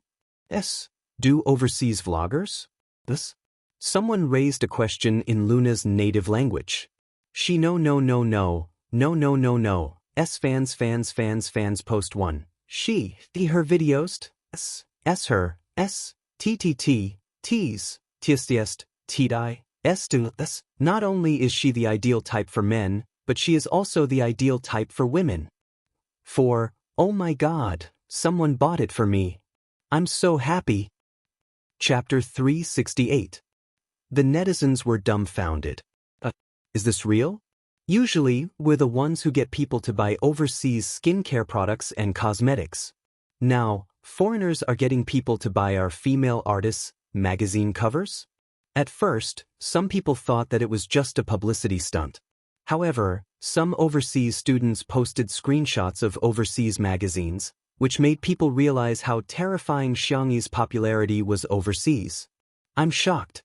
So the vase fairy is not only popular, but she's also really popular overseas? Ah, there are 200,000 links to each of the 3 editions. Sister Yi's edition B has been sold out. It's really sold out in seconds. I went to several well-known overseas video websites and found that the number of views on Xianxi's cooking videos is second only to the videos of our national treasure panda acting cute. The popular actresses who had teamed up to slander Xianxi were also confused. How did this happen? Didn't Xianxi just star in a variety show? How did she become so popular overseas? Those brands who had backed out just now were dying of regret. They hurriedly tried to contact Xianxi again, only to find that she already had a new management team, gold medal manager Si Chuanbai and his team. The brands were speechless. Isn't he Shi Yingdi's exclusive manager? Why is he in charge of Xianxi's management business? Si Chuanbai was much colder than Anan. He quickly filtered through and rejected those that were not suitable for him. Those brands beat their chests and stomped their feet, hating themselves for being a step too late and missing out on such a huge business opportunity. The most vicious slap in the face came from a Weibo post that Shi Sui liked. But Deo President V. Wu, what lousy magazine is this? It's limited to 1 copy per account. I'm rich. Let me buy it. Do you hear me? Xiang Feng's incompetent and furious post attracted a lot of laughter from the netizens. After Shi Sui liked the post, everyone suddenly understood the main point. Huh? There's a limited purchase? And it's limited to 1 copy. A limited purchase meant that no one could buy hundreds or thousands of copies. The rumor of Xianxi's brothers spending money to boost sales was dispelled. The netizens were in a daze, still in disbelief. Xianxi, a female artist, had single-handedly surpassed Shi Sui's magazine sales. She had really recorded a variety show. If there were any good works in the future, he didn't dare to think about it. He really didn't dare to think about it. Untimely super topic. Shi Sui, a man who is always on the front line to protect his wife. My first reaction is that I've eaten candy. My second reaction is that Shi Sui likes her. Sob sob, me too. I feel like my daughter hasn't been enlightened yet. I'm looking forward to her growing up, but I don't want her to grow up at the same time. Her mother fans are so worried. The manner. When lunch was served, Jiang stared blankly at the sumptuous lunch. Did elder sister do all this? Amazing. Jiang praised generously. Jiang, call me auntie, said Zhongyi. Jiang shook her head and said, no, it's sister. The beautiful ones are all big sisters. Xianxi had always been very tolerant towards her cubs. She pushed a cup of freshly squeezed strawberry milk over, her eyes gentle and calm. Jiang took a sip and squinted her eyes blissfully. After a few seconds, she sighed like an adult and said, when will I grow up? Madame Xiang asked, Jiang, what do you want to be when you grow up? Jiang exclaimed, I want to marry Sister Yi. Everyone at the table burst into laughter. Shi Sui was the only one who raised his eyebrows. Children are such creatures. They're really annoying. Chapter 369. The netizens watching the live stream were appalled. It's time for the mukbang live stream. Reporting the takeout has been ordered and the milk tea is ready. Get ready to eat. Over. Shi Sui's eyebrows are so soulful. He's not going to be jealous of children, is he? Zhongyi was shocked by the delicious food on the table. Did you make all these? Xianxi didn't take the credit. Shi Sui and I made them together. Shi Sui said, I'm just an assistant. A look of surprise flashed past Zhongyi's eyes. As far as she knew, Shi Sui was the type of person who would rather not eat than cook, yet she's willing to cook?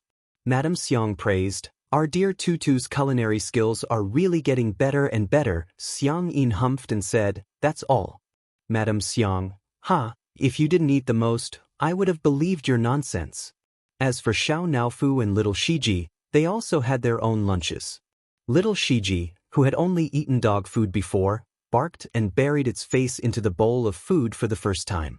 Xiao Naofu, on the other hand, turned into a little kitten and ignored its own food to squeeze into little Shiji's bowl. Little Shiji looked at it in bewilderment. Woof! Xiao Naofu barked at it fiercely. Woof! I'm going to eat your food, you mutt! Little Shiji hesitated for a few seconds and quietly retreated. It even pushed its bowl towards Xiao Naofu, seemingly hinting for it to eat more. Xiao Naofu initially thought that little Shiji was trying to lure it away from its territory so that it could steal its luxurious seafood rice. To its surprise, little Shiji lay on the ground obediently and watched it eat innocently with watery black eyes. It seemed that it was planning to wait for Xiao Naofu to have its fill before starting. Xiao Naofu suddenly felt that the rice in its bowl was no longer fragrant. What are you looking at? Xiao Naofu was immature and was equivalent to a human child. It bullied little Shiji because it felt that little Shiji had stolen Xianxi's love. If little Shiji was a bully, it would definitely fight little Shiji to the death. However, little Shiji wasn't. Xiao Naofu felt like it had punched cotton. It stared at little Shiji for a few seconds before reluctantly pushing the bowl back. It even picked up a prawn from its bowl and placed it in little Shiji's bowl. Meow. This who only gave you a prawn because you're too thin and weak. In the next second, little Shiji pressed it onto the ground and began licking Xiao Naofu's head happily. Meow meow meow. Xiao Naofu, your mother, don't come over. Stupid woman, save me. Save me. As an internet celebrity cat, Xiao Naofu had its own cameraman and a separate live broadcast room. The netizens inside were all cute and doting, and the style was very harmonious. Xiao Naofu is so pretentious. Our Xiao Naofu has grown up, I'm glad. Little Shiji is so domineering. I'm done. Cat videos? So embarrassing, I'm too embarrassed to watch. Xiao Naofu struggled to break free from little Shiji's shackles and jumped into Xianxi's arms, feeling extremely aggrieved. Meow, woo, that annoying mutt licked my fur until it was wet. Xianxi put down her chopsticks and coaxed it gently.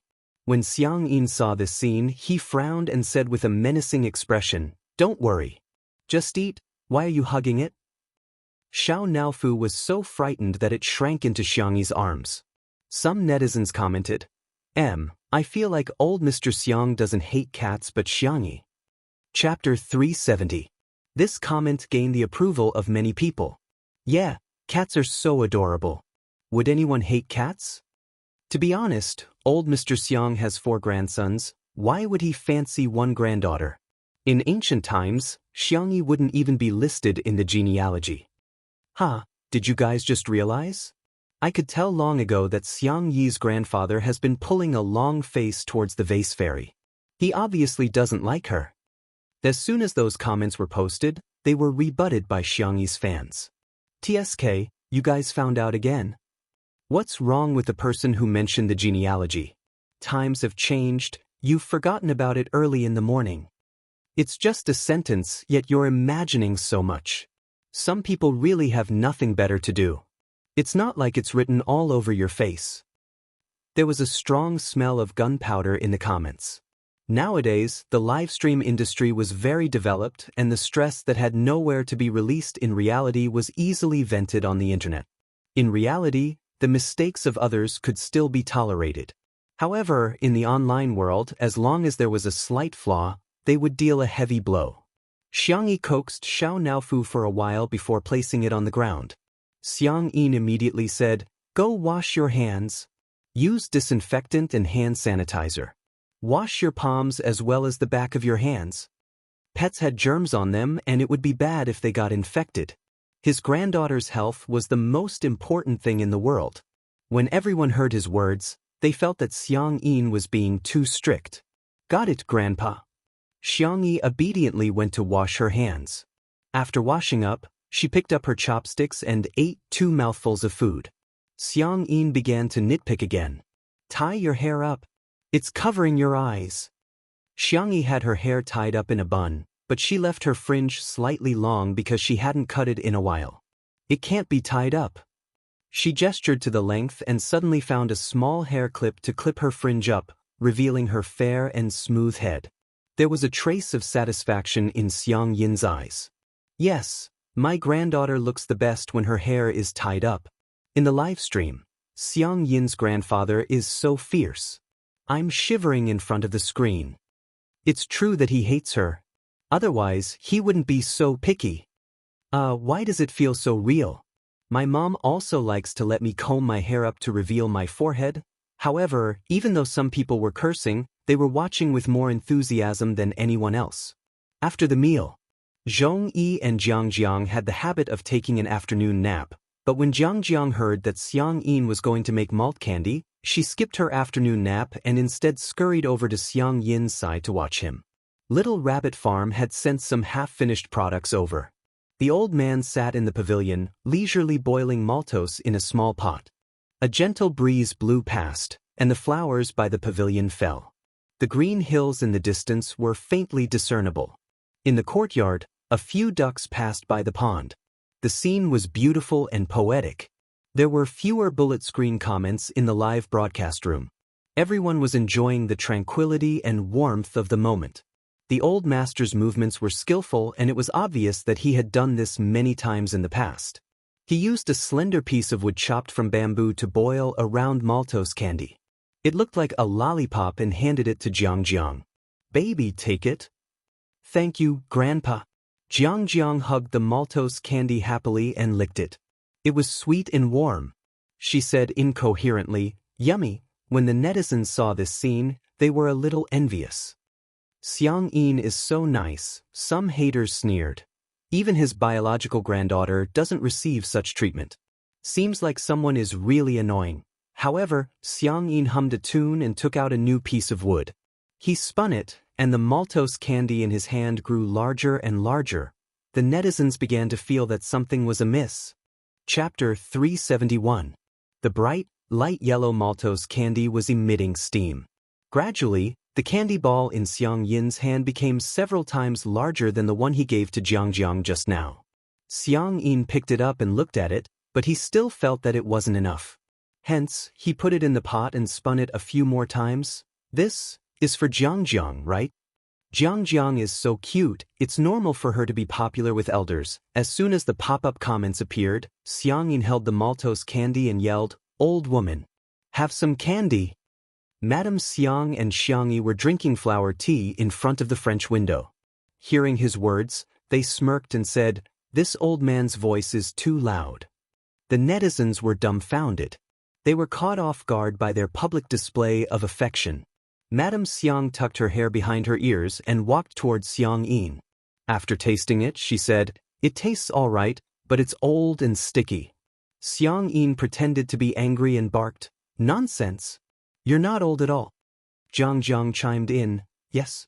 Grandma is not old at all." All women like to hear such things, and Madame Xiang was no exception. She was all smiles. After eating half of it, she got sick of it and stuffed it into Xiangyin's hands. Xiangyin had been with her for many years and they could read each other's minds. Hence, he calmly ate the rest. The pop-up comments in the live stream changed abruptly. "Oh my God, Grandpa and Grandma are so sweet. You can only be the king of dogs if you eat the best of the best. Damn it, I'm so jealous." Everyone was moved by the sweetness of Xiangyin's and Grandma's love, and some even commented that Xiangyi was too miserable. At first glance, that was indeed the case. Jiangjiang and Xiangyin both had candy, but she was still drinking flower tea all by herself. Without comparison, there would be no harm. Her fans felt a little sorry for her, but the haters were unscrupulous as they mocked her. Some people are just born to be detestable. I can't help it. If I were Xiangyin, I wouldn't like her either. She's too pretentious. Up to now, the vase fairy has a perfect persona in Two Under One Roof. It would be strange if she wasn't acting. Just as the haters were criticizing Xiangyi, someone discovered that Xiangyin was still silently brewing maltose candy. This time, the candy balls were even bigger. Not only was it big, but he also continuously molded it into shape. Not long after, a round, bunny-shaped maltose candy appeared in his palm. The old man looked at it and felt that it was not enough, so he continued to carve it carefully with a bamboo stick. After a long while, the old man was finally satisfied. The camera gave a close-up. It was a lifelike little rabbit, cute and delicate. Rabbit, rabbit? It can't be that coincidental. The next moment, the old man's loud and clear voice resounded in the courtyard. Good, rabbit, rabbit? The netizens were speechless. Earphone fans were almost deafened. Grandpa, your voice almost sent me away. Did I hear that right? The old master called her little bunny? Under everyone's incredulous eyes, Xianxia walked briskly into the pavilion. Grandpa, Xianxia said softly, is this for me? The old man had a sullen expression on his face, as if he wasn't the one who had called her good tutu just now. He handed the tutu maltose candy to Xianxia and said coldly, eat this. Xianxia grinned widely, revealing her dimples. Grandpa, you're so nice, you're the best grandpa in the world, sweet words. The old man sneered in disdain, but the corners of his mouth curled up uncontrollably. Is it enough? If it's not enough, there's more. I'll make you a supersized one. The netizens thought, you call this annoying? He's obviously doting on her. Chapter 372. Xiangyi's voice was gentle as she sat on the stool next to Jiangjiang and ate her candy obediently. It's enough. The two of them were eating candy at the same frequency and were so adorable that his heart was about to melt. The smile on Xiang Yin's face deepened.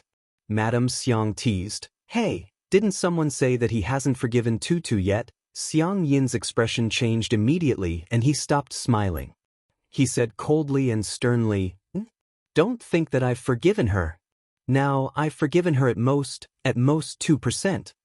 Madame Xiang said, last time it was 1% and this time it's only 2%. Is a meal worth 1%? Then wouldn't my dear Tutu have to cook 98 meals for you? Old man, you're just trying to cheat her out of her food. The netizens in the live stream were amused by old Mrs. Xiang's words. Ha, old Mrs. Xiang is so sarcastic. Why did you say that you've forgiven her? What did Xiangyi do? I suddenly feel that Xiang Yin is the arrogant one. Compared to Sister Yi's brothers, he's so weak. In the apartment, Qin Wanyan, who had recently suspended her work, was watching two under one roof as if she had been possessed. As long as Xiangyi appeared on screen, she would crazily post negative comments, bicker, nitpick, and make sarcastic remarks. Why is Xiangyi doing so well and becoming more and more popular? Didn't I end up having to suspend my work and suffer a drop in popularity because of a slip of my hand? Hearing Xiang Yin mention the word forgiven, she sneered and opened the private chat box of a certain marketing account in the court in Nanxing.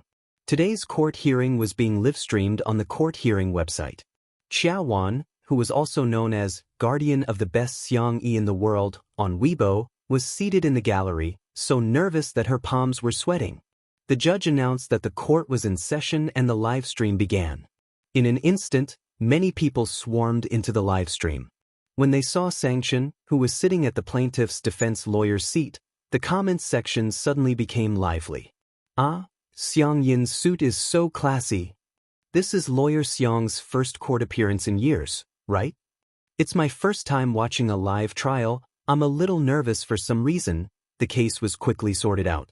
Xiao Wan's good friend, Xiao Su, got first place in the written interview when she applied for a job. However, the company hired a boy who ranked lower than her because this position was more suitable for boys. The lawyer hired by the defendant's company was also very good. The first thing he did was to change the concept of the case. His style of defense was very eloquent and infectious. He avoided the important points and dwelled on the trivial. He did not mention the gender issue at all. In conclusion, the defendant refused to admit the plaintiff not because of the plaintiff's gender, but because the plaintiff's overall ability was insufficient. Xiao Su's face was pale. The failure of the interview was a huge blow to her. Now that she was going to suffer a second blow, she felt a little uncomfortable physically and mentally. Taking advantage of her poor state, The company's representative attacked her without restraint. We think that Miss Su has a social disorder. As we all know, a serious social disorder is a psychological illness. Our position is really not suitable for her. In the live stream, some people felt that what they said made sense. That's right. How could they hire a ticking time bomb into the company? Getting first place in the written interview doesn't mean anything. Maybe she has high scores but low abilities. To be honest, this position is indeed not suitable for a girl. Given her age, she's going to get married and have children in 2 years. Who's going to bear the company's losses? Chapter 373. While the group of people were having a heated discussion, Xianxia raised his eyebrows slightly in reality. Are you done? The man's voice was thin, cold, and low, and it exuded a powerful aura. The two people in the dock subconsciously shut up. By the time they came back to their senses, they realized that they had somehow listened to Xianxia's words. Xianxia got up and retorted without even looking at the document. Does the first place in the written test mean that you're not competent enough? In that case, I'm afraid I have to question the professional competence of your company's interviewers.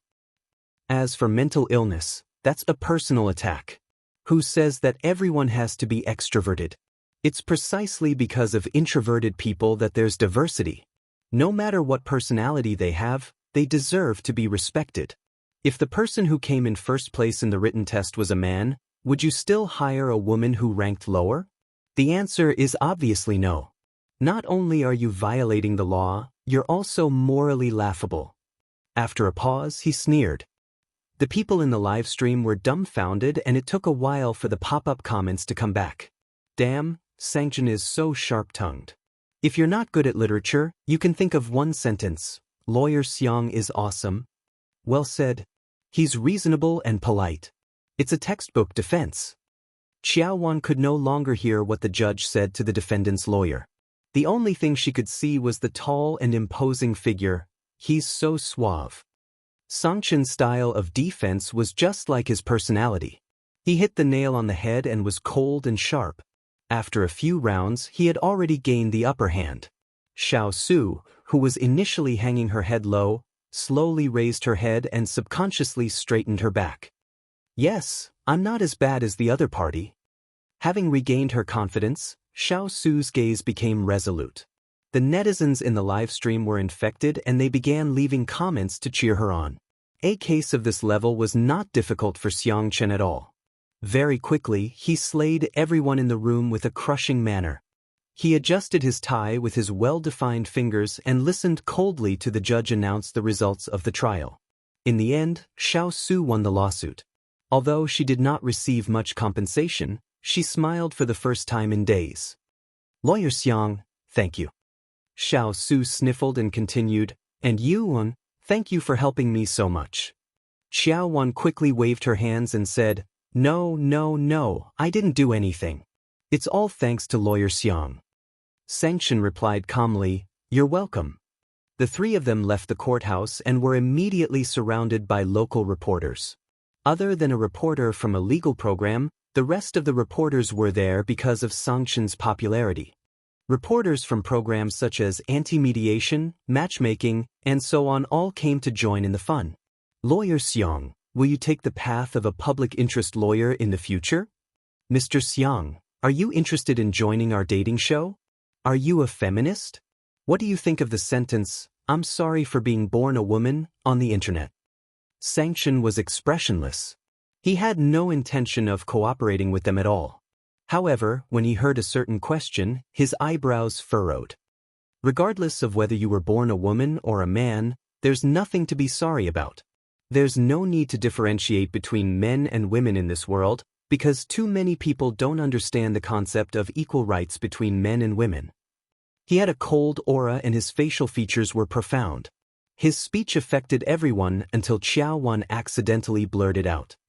Ah, Brother Demao is so handsome. Xianxia's expression gradually stiffened. Chapter 374. Xiaowan's eyes gradually widened in horror. Why don't I think before I speak? A reporter got the joke and burst into laughter. Smog is Sameo Gu, Hades is Brother Sanmao, Dr. Xiang is Brother Ermao, and Lawyer Xiang is Brother Demao. It doesn't seem like there's anything wrong with that. The group of people was about to laugh when they saw Xianxia's cold and handsome face. He raised his eyebrows slightly. Is it that funny? Everyone. It's not funny at all. The reporters gradually dispersed. After thanking Xianxia again, Xiao Su got ready to take the subway. Xiao Wan grabbed her wrist and tried to leave with her, but Xiao Su pried her fingers off one by one. Sister, take care and come back alive. Xiao Wan? At the stairs, only Xianxia and Xiao Wan were left. Xianxia sneered. Brother Demao? Xiao Wan trembled in fear. This nickname isn't derogatory. Only people who really like Sister E would call you brothers that. The man chuckled coldly and slowly adjusted his sleeves. Xiao Wan felt a chill down her spine. She felt that Xianxia was like the villain in a movie at this moment. She had a strong desire to live. Lawyer Xiang, I've snatched Sister Yi's e-magazine. Xianxia paused in his actions. He was a step too slow when the competition started just now and didn't manage to snatch a single copy. Instead, Xiao Wan successfully snatched the cover of Xiangyi's B edition with her fast hand speed. Lawyer Xiang, look, this photo of Sister E looks so much like the little princess. This photo of Shi Yingdi hugging her makes her waist look so slender. And this photo of the two of them holding hands. Motherf asterisk Kurs are so satisfied. Oh, this is so untimely. Xiao Wan scrolled through the photos and explained in real time. However, she felt an inexplicable chill. She looked up and realized that Xianxia was staring at Shi Sui's hands. His deep eyes narrowed dangerously, and he looked like he wanted to chop off Shi Sui's hands. Xiao Wan gulped and tried to explain. Actually, a two-person cover is already considered a very small. There were some double covers, some kissing scenes, and some seductive driving poses. In her opinion, the photos of Xiangyi and Shi Sui couldn't even be considered as baby strollers. However, in Xiangchen's eyes, Shi Sui was already a dead man. In order to ease the suffocating atmosphere, Xiao Wan dug out a video that was later released by Ms. Magazine. This is edited using behind-the-scenes footage.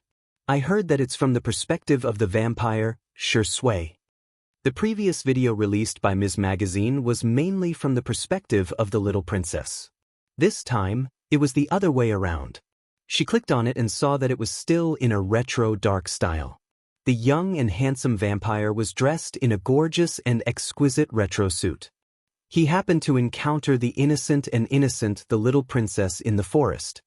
His nonchalant gaze slowly became extremely aggressive. He wanted to destroy that purity. Then, it was a step-by-step calculation. However, what the vampire didn't expect was, he was the first to fall into her trap. Rather than saying that he led the little princess to fall into his trap, it was more accurate to say that he fell into the sweet trap of the little princess. Just right, it echoed the theme of falling into his trap and deep in his trap. The scene changed to a dim and beautiful castle. The vampire held the back of the little princess's head tightly, and the scene of them kissing was seductive.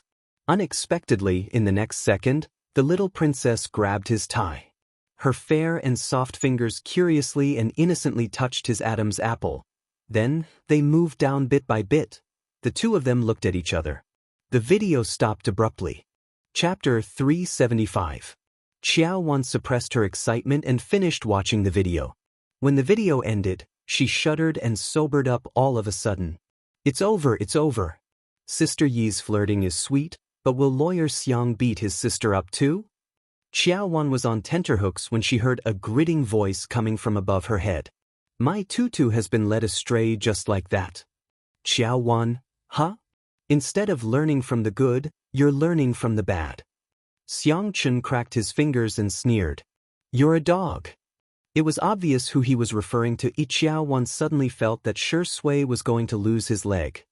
As soon as the Weibo post was posted, the comments section exploded. Oh my god, what kind of amazing editing is this? The little princess has fallen into depravity, but she's also a vampire immortal. Sisters, you like her so much. Damn. Shi Sui's gaze was so lustful when Sister E touched his Adam's apple in the last scene. If it weren't for the fact that they were filming, sure Sui would have eaten braised tutu. Tutu is so adorable. Wouldn't it be more delicious if she was steamed in hot water? I miss Sister Yi's cold rabbit soup. When can Little Rabbit Farm come out with a similar dish? What kind of magic does Sister Yi have to make you guys change the topic like that? Xianxi's flirting was treated as a trump card. And now, the trump card had worked.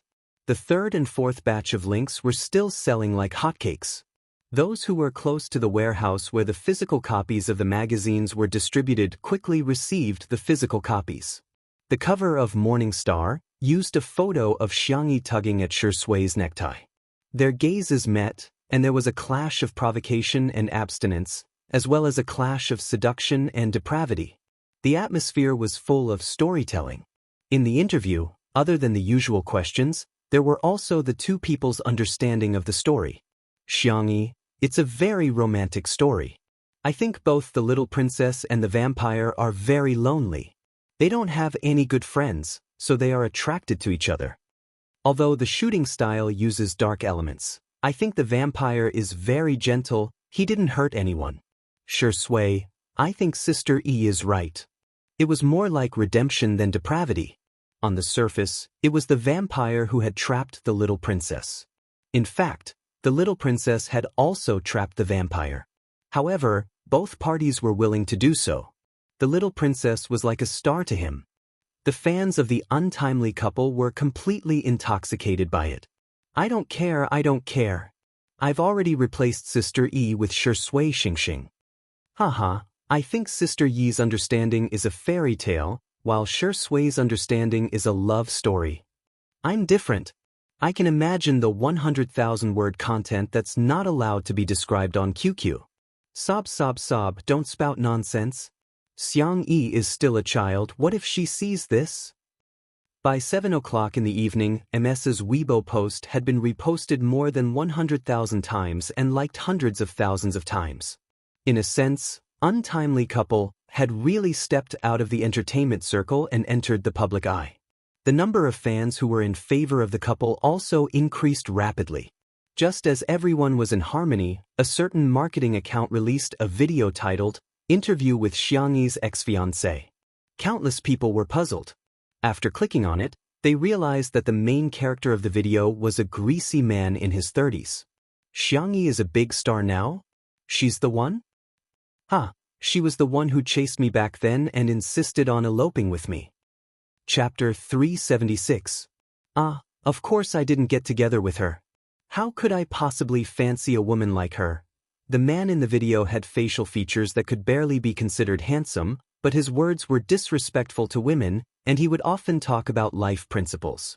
He even bragged about how big his internet celebrity company was. It was a vivid interpretation of a phrase. He was old and cunning. Spicy Tutu, Xiangyi's fans, who had just seen the video, were enraged.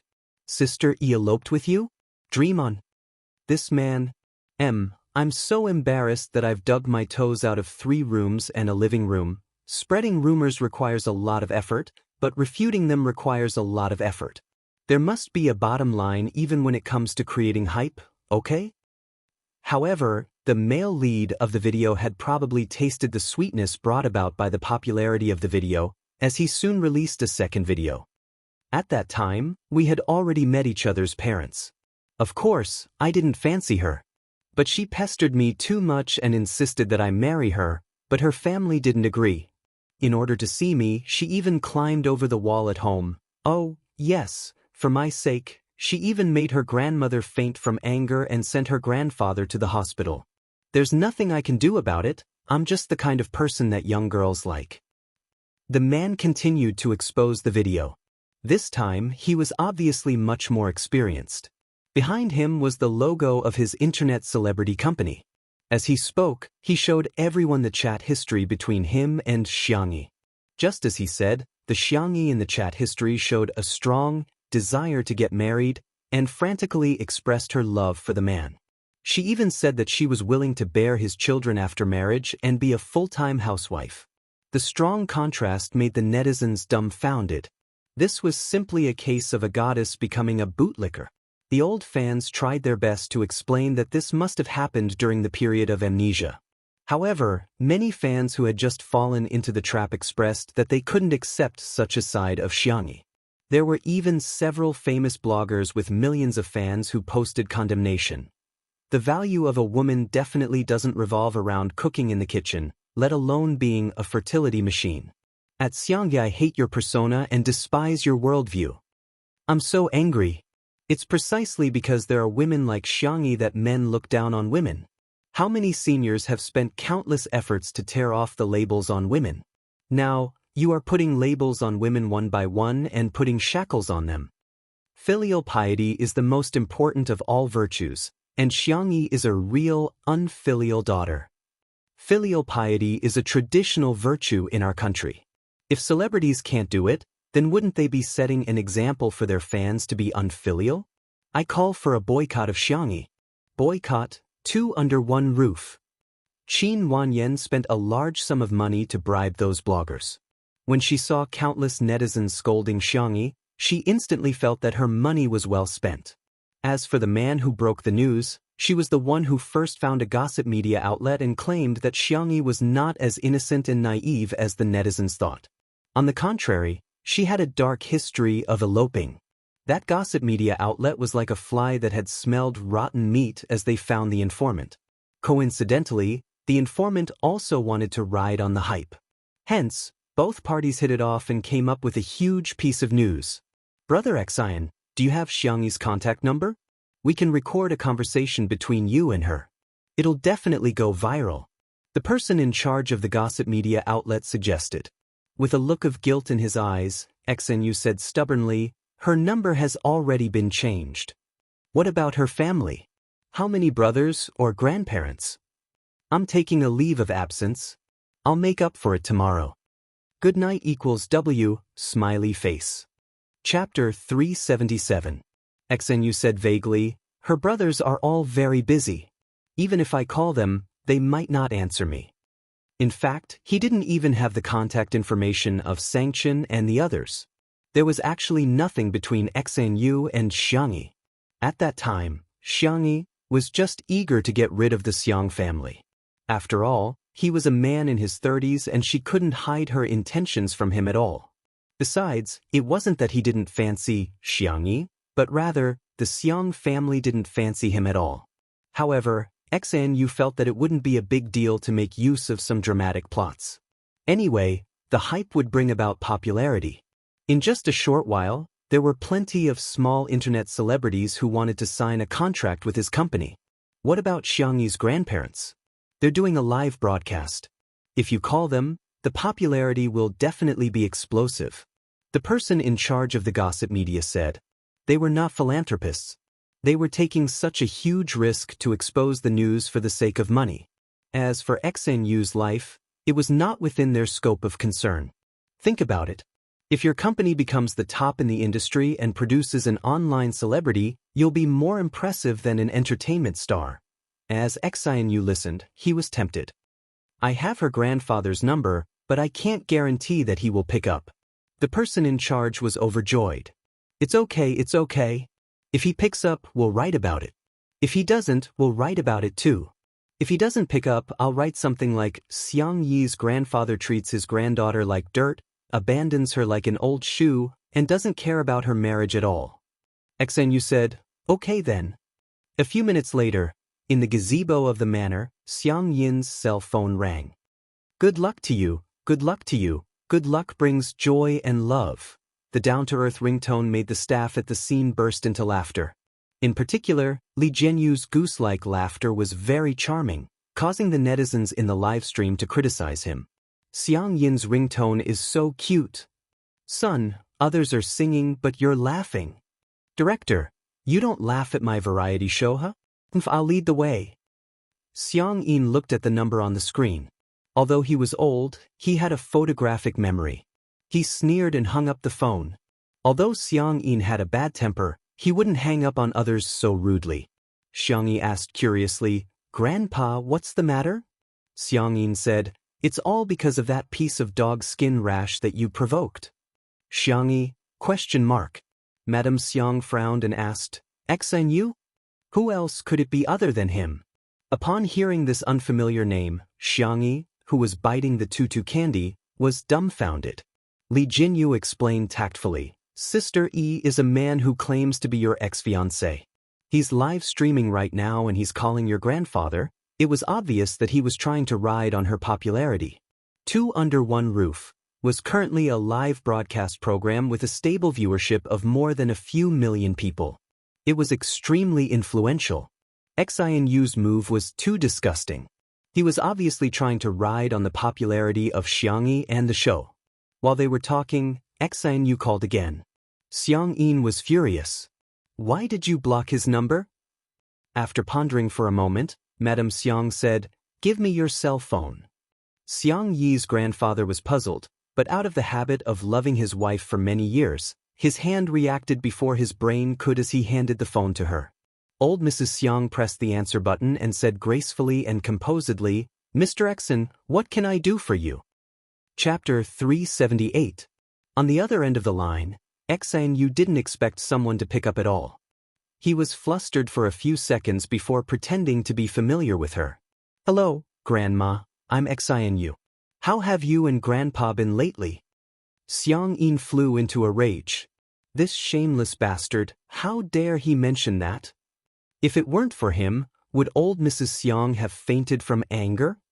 However, the netizens felt that this ex-fiancé was quite polite. Hence, there were even more comments directed at Xianxia. Many people's jealousy could be felt through the screen. To be honest, this middle-aged man is good-looking, has a successful career, and is polite too. He's more than enough to be a good match for Vase Fairy. In my opinion, with his qualities, he can get any woman he wants. Xianxia is just an actress. How can she have the cheek to be picky? Tisk, she has such high standards. I think she's just a scheming woman who looks harmless on the surface. If she wasn't picky, how could she be a couple with Shui now? Madame Xiang said calmly, Your grandpa and I are doing well. Xianxia, how about you? Are your legs okay? On the other end of the line, Xianxia choked. His dark history from back then surfaced uncontrollably. He had indeed been to the Xiang family home before. Although he knew that Xianxia had ulterior motives, he still harbored evil intentions and tried to make things happen. Unfortunately, as soon as he locked the door, it was kicked open. Coincidentally, it was the day of the Xiang family's family gathering and Xianxia's four brothers were all there. Hence, Xianxia was later hospitalized for 3 months. Having been hit where it hurt, Xianxia said in a stiff tone with a trace of awkwardness on his face, Grandma, I actually have something to say to Xianxia. I wonder if you can give me her contact number? The person in charge of the tabloid media had taught him that. If Madame Xiang refused, he would ask if it was because he was afraid that Xianxia still had feelings for him. When the time came, he would definitely make the headlines. To his surprise, Madame Xiang said leisurely, If you have something to say it in person. Xianxia was stunned. I'll send you the address. That's all for now. Madame Xiang's attitude was gentle but firm. Then she hung up the phone. Everyone was dumbfounded. Only Madame Xiang seemed to be the most independent and clear-headed person. Her smile was kind, but her words were poisonous. Since he wants to broadcast live, let's satisfy him. Instead of blocking his mouth, let's listen to what he has to say. Netizens, ? Sameo Gu's your parents have gone to heaven, was probably inherited from you, Grandma. Xianxia nodded in agreement. Grandma, what you said makes sense. Madame Xiang gently rubbed her granddaughter's face. Don't be afraid. Grandpa and Grandma will protect our good tutu. Xianxia was just about to show off his crutches when he heard Madame Xiang say, Old man, bring me my whip. Li Jinyu got a great shock and hurriedly persuaded, Grandma, we're still in the middle of a live stream, we can't have any violent or bloody scenes. Madame Xiang smiled and said, Why would I? I'm teaching my good tutu how to hit a spinning top. The netizens were dumbfounded. Isn't there something wrong with this? Xianxia initially refused to go to the manor. After all, he was worried about his leg. However, under the instigation of the tabloid media, he still made up his mind to go. When he arrived at the manor, the scene in front of him made him dumbfounded. The gray-haired old Mrs. Xiang forcefully whipped the spinning top, creating a thunderous sound in the air. Xinyu's legs immediately turned to jelly. Chapter 379. However, Madame Xiang even took the opportunity to explain to everyone elegantly while whipping the whip. Spinning top is an ancient and traditional game. It's a good way to exercise for the elderly. The harder you hit the whip, the faster the spinning top. Glancing at Xinyu, who had rushed over, Madame Xiang said smilingly, "There's another saying among the people, it's called whipping the wretched." Xinyu shuddered. The netizens were appalled. "Spinning top, why did you hit me?" Aggrieved. I suspect that Madame Xiang is hinting at Xinyu. That's probably an elegant and vicious tongue. Is Xinyu trembling? No way, right? Is he that cowardly? Ha! Damned old woman, you're taking advantage of your seniority. It's your granddaughter's blessing that he fancies her. If you're sick, get it treated. Our sister E is loved by all. There are plenty of puppies and puppies who adore her. Who cares about such a greasy old man? Sure sway, old man? Thank you, I'm offended. In the live stream, some people were making jokes, some were arguing, and some were being silly. The number of viewers skyrocketed and the pop-up comments were also increasing at a speed visible to the naked eye. The entire screen was densely filled. How is it? Have you learned it? Madame Xiang looked at Xianxia. The girl said with uncertainty, "Shall I try?" Madame Xiang then handed the whip to her. Xianxia moved her wrist and tried to swing it twice to get a feel for it. He didn't know what material Madame Xiang's whip was made of. Just by swinging it in the air, the whip cut through the air with a crackling sound. With a whip of the spinning top, the movement was doubled. Xinyu was speechless. He suspected that he would die on the spot if the whip were to land on him. Xinyu put on a fake smile and took the initiative to greet, "Hello, Grandpa and Grandma." He even nodded at the crew of the program and said, "Hello everyone, you've worked hard." He had specially changed into a silver-gray suit and combed his hair back, making him look rather handsome. Hearing this, Xianxia turned her little face to look at him. The girl's skin was so white that it seemed to glow. After taking care of her body for a while, she had become slightly rounder. Her face looked full of collagen, and her nearsightedness had also improved. She could be said to be beautiful and charming. The most amazing thing about her was her calm and gentle temperament. It was as if no matter how noisy her surroundings were, it would not affect her. Xinyu's heart began to itch. He felt that Xianxia was even more beautiful than before. If she continued to pester him, he might agree to go out with her. At most, he would just kick her away when he got tired of sleeping with her. Just as this thought flashed through his mind, a cold gaze suddenly locked onto him. When he met Shui's dark and dangerous gaze, Xinyu broke out in cold sweat and didn't dare to look at her again. "Mr. Xin," Xianxia said faintly. Hearing her clear voice, Xinyu refused to give up and leaned forward greedily. "Xianxia, long time no see, did you miss me?" Xianxia took a step back without a trace and distanced herself from him. "I heard that you have something to say to me?" When he got closer, he seemed to be able to smell the faint fragrance of her hair. Xinyu took a sniff greedily and said, "It's not impossible for me to marry you, but I have a condition." Xianxia was confused. Although she had many questions in her heart, she still maintained her social etiquette. "Sorry, I lost my memory previously and it might have caused some misunderstandings. Drop the act." Xinyu was full of confidence. "You'd better think it through. If you miss this opportunity, you won't get another one." Chapter 380. Xianxia frowned slightly. She had never had the habit of interrupting others. Hence, even though she felt that Xinyu's words were illogical, she still chose to listen to him patiently. Xinyu said, "Didn't you agree to elope with me back then? I think girls should respect themselves. If you can get the consent of your family, I can consider dating you." Xianxia had been tolerating it for a long time, but when he heard this, he couldn't help but holler, "Dream on. Don't even think about marrying into our family." Xinyu said shamelessly, "I'm here now. Grandpa, didn't you say that you haven't forgiven Xianxia? I'm the cause of all this. I'm here to help you solve the problem out of kindness." Xiang Yin's face turned sullen. How could he really hold it against Tutu? However, he kept those words to himself and couldn't bring himself to say it in public. Due to Xiang Yin's arrogant character and sudden silence, the netizens naturally got the wrong idea.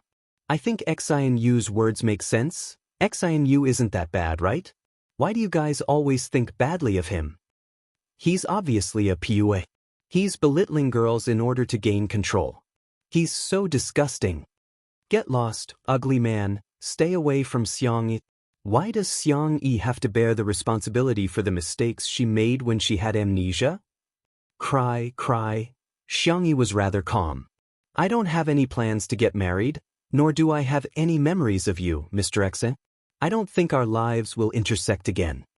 Xanyu looked at Xiang Yi, who seemed to be trying to distance herself from him, and immediately panicked. How can you go back on your word? Seemingly feeling that his words were too childish, he resorted to his best means. But you're such a filthy woman. Who else would want you except me? Not only was he dissing her verbally, he even glanced at Zhong Yi and Jiang. Zhong Yi's face turned pale and she shielded Jiang behind her. He was well aware of the importance of reputation to a girl. This was because he knew that public opinion was always biased towards men. For example, if someone got pregnant before marriage, everyone would scold the woman. It was as if the man had no responsibility at all. Now that he said this, he was deliberately leading the crowd to believe that Xiang Yi was no longer clean. Xiang Yin flew into a rage. Nonsense! You're talking nonsense! He was so angry that he picked up his walking stick and wanted to break this dog's leg. Xanyu hurriedly retreated and said, I've already said what I wanted to say. Xiang Yi, I'll give you 5 minutes to consider. No need. The resolute words came from Madame Xiang. Her expression was calm and her dress was elegant. Whether it's our tutu or other girls, they all live for themselves, not for others to see. And your slander, in my opinion, is childish and laughable. People who don't know the truth will attack a girl because of her so-called reputation, but as her family, we will never hurt her. Don't you agree, old man?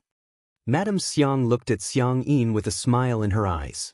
Xiang Yin seemed to have been encouraged, and the advantage of his loud voice was obvious at this moment. Bunny is our family's little darling. No one is allowed to hurt her. What do you mean by forgiving? I've never blamed her at all. Not even for a second. Chapter 381. Old Mr. Xiang was full of energy and his voice was loud and firm. Every word he said was powerful and resonant. Zhong Yi, who was not far away, watched everything in shock. She was really envious of Xiang Yi. Back then, when her family found out that she was pregnant with Jiang, their first reaction was to chase her out of the house for fear that she would ruin their reputation. However, they also asked her to give her parents and brother a considerable amount of living expenses every month on the grounds that it was her duty to do so. On the other hand, Xiang Yi's family protected and supported her unconditionally. Even Xiang Yin, who was so arrogant and awkward, would make tutu candies for her. He would even give up his pride and protect her without hesitation. Xianyu still wanted to play the same trick again. Then, no one wants her. Shut up. So what if no one wants her? It's not like our family can't afford to raise her. Xiang Yin retorted. Xiang Yi's heart was filled with emotions. She pinched her palms to calm her surging emotions. It turns out that Grandpa has never blamed me. Madame Xiang was much more sharp-tongued. Is the standard to judge a girl by what you call, no one wants her? Come on, the Qing dynasty died a long time ago and arranged marriages have long ended. Even an old woman like me knows that marriage is free in the new era. Don't tell me you don't even know that?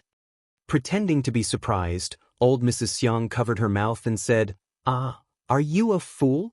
Or did your parents leave early?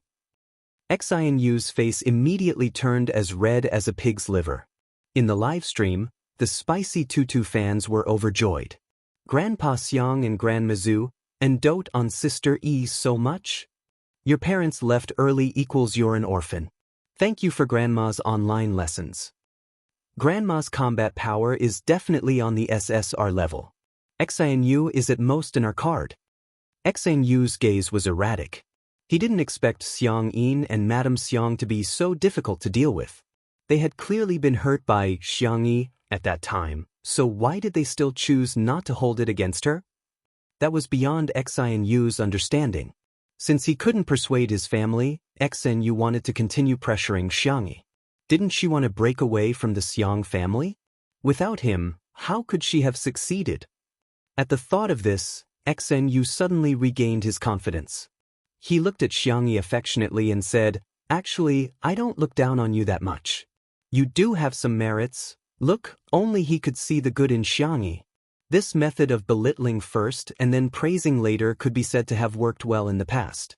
Young and naive girls like Xianxia were the easiest to fool. The next second, Xianxia flicked the whip expressionlessly, scaring Xianyu so much that he shrieked and almost jumped up. "Excuse me, you're blocking my spinning top." Xianyu? The netizens were speechless. Everyone's attention then shifted to the whip in her hand. They shuddered at the same time. In the cold atmosphere, a low chuckle sounded. Sue's heart felt as if it had been brushed by a feather. "Sister E, could you teach me?" Shui, who had been a bystander for a long time, opened her mouth slowly. "Sure." After Xianxia taught him a few words, Shui took the whip. He had a high level of comprehension and was the type who could understand with just a little bit of guidance. After a few casual lashes, the spinning top spun even faster. The atmosphere in the live stream changed abruptly. The sense of immersion is too strong. I feel like Shui is a villain who will resort to domestic violence. Other people who wield whips are men who harness horses. Why is this man so and so handsome? Chapter 382. Xianyu was speechless. He somehow felt that this man was treating him like a spinning top. In particular, his gaze seemed gentle but actually contained a strong sense of oppression. His scalp turned numb as he slandered Xianxia. "You'd better stay away from such a woman. She can elope with anyone she wants. Is that so?"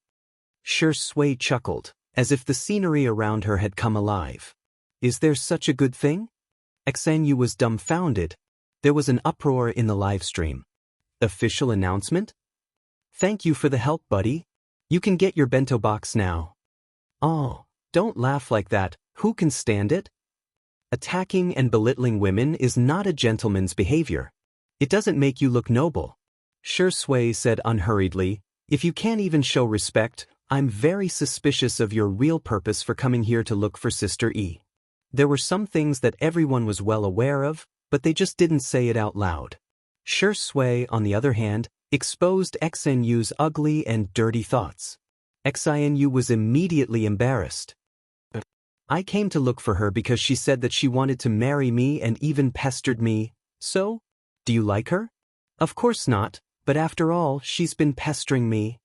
Xianyu began to spout nonsense under Shui's intimidating aura. Shui nodded slightly with a clear expression. "Mr. Xian, you're really contradicting yourself. On one hand, you belittle Sister E and keep saying that you don't fancy her, but on the other hand, you're pestering Sister E like a dogskin plaster and insisting on marrying her despite her wishes. I think I can use one word to describe your behavior." After a pause, he turned to look at the camera and tilted his head slightly. "If I say it out loud, our live stream will probably be banned." His fair and slender fingers gently pressed against his lips. A large group of viewers in front of the screen were stunned. "Shocking. Shui actually knows how to act cute." Okay, don't talk. Otherwise, I'm going to remember your name." Shui is so mean. Others don't hit people in the face, but he's hitting people in the face. Xianyu was rebuked until he was like a mute, unable to say anything for a long time. At this point, the audience was not stupid. They could tell that he had ulterior motives. However, there were still people who used Xianxia as an excuse to scold her. Shui seemed to have guessed the public opinion on the internet. He leaned lazily against the pillar of the pavilion with his long legs slightly bent. "Xianxia doesn't even fancy me. Why would he fancy you?" "Everyone. Come on, you're the best actor. Can't you have a bit of a burden? How can you be so self-deprecating? Even the haters aren't as good as you." Xianxia, who had always found Shui to be an eyesore, suddenly felt that this rascal, it was all right. He snorted, "What's there to compare that dog with you? Comparing the two of you is simply a scammer. Xnu was speechless. It's a knowing blow. Xiangyi's grandmother said smilingly, Mr. Xen, don't feel inferior. You're still better than Shui in one aspect. You may be ugly but you're thick-skinned. Xnu was speechless. Doubles? At this moment, Xiao Naofu, who had been missing for a long time, finally returned. It was holding a fat rat in its mouth and nimbly jumped to Xnu's feet before throwing it onto his shoes. Xnu exclaimed, "Oh, rat! There's a rat!" He was so frightened that he completely lost his composure, as if he was a ridiculous clown. The crowd burst into laughter. Anger rose in Xnu's heart and he kicked at Xiao Naofu. However, a creamy yellow figure at the side pushed Xiao Naofu away. Before Xnu's foot could even touch a few strands of its fur, little Shiji rolled on the ground and went far away. It hummed feebly and aggrievedly. Woof! Xnu's eyes widened in shock. Scammer! This is what you call scammer. Why are dogs pretending to be White Lotus these days? Chapter 383. In the eyes of the netizens, little Shiji was trying to protect Xiao Naofu, but in the end, Xiao Naofu kicked him hard. Dog lovers are condemning him. Damn it, this ugly man is so vicious. It's just an innocent and pitiful dog. Pitiful, pitiful. Someone said that Xiao Naofu was in the wrong and was immediately rebuked. It's only right for cats to catch mice. Isn't it because Xnu is so outrageous that even Xiao Naofu can't stand it and teach him a lesson on behalf of sistery? I don't care, Xiao Naofu is the cutest in the world. I won't allow anyone in this world to dislike it. Xiangyi hurriedly went to check on little Shiji's injuries while little Shiji continued to put on an act and rubbed its head against her calf. Even Xiao Naofu was fooled and scurried over with its short legs. Meow meow? Stray dog, what's wrong with you? Little Shiji barked. Woof woof, Xiao Naofu didn't know how to speak dog language, but it felt as if little Shiji was saying, my wound hurts so much. After hesitating for a few seconds, it condescended and licked little Shiji's fur while swallowing the humiliation. Ah meow. It won't hurt anymore if you lick it. The heartwarming scene made one feel even more distressed and infuriated. Xinu would never have thought that using public opinion to manipulate the emotions of netizens would result in a backlash that came too easily. Tell him to get lost. Tell him to get lost. I'm begging you to whip him. Whip him like a spinning top. My heart aches for little Shiji. Xiao Naofu must be blaming itself too. You won us one. Xiao Naofu is so nice. Xiao Naofu has taken the initiative to lick little Shiji's fur. In the animal world, that's a sign of goodwill and affection. Xiangyi looked up with an icy cold gaze. When he met her gaze, Xnu's heart trembled as he felt that the Xiangyi in front of him was extremely unfamiliar. She had changed from a vain and pompous girl who had her thoughts written all over her face to an existence that he dared not look at. I didn't kick it on purpose. Xnu broke out in cold sweat and continued, besides, it's just a beast. So what if I kicked it? How can a beast compare to a human? Xiangyi nodded. You're right. Xnu heaved a sigh of relief.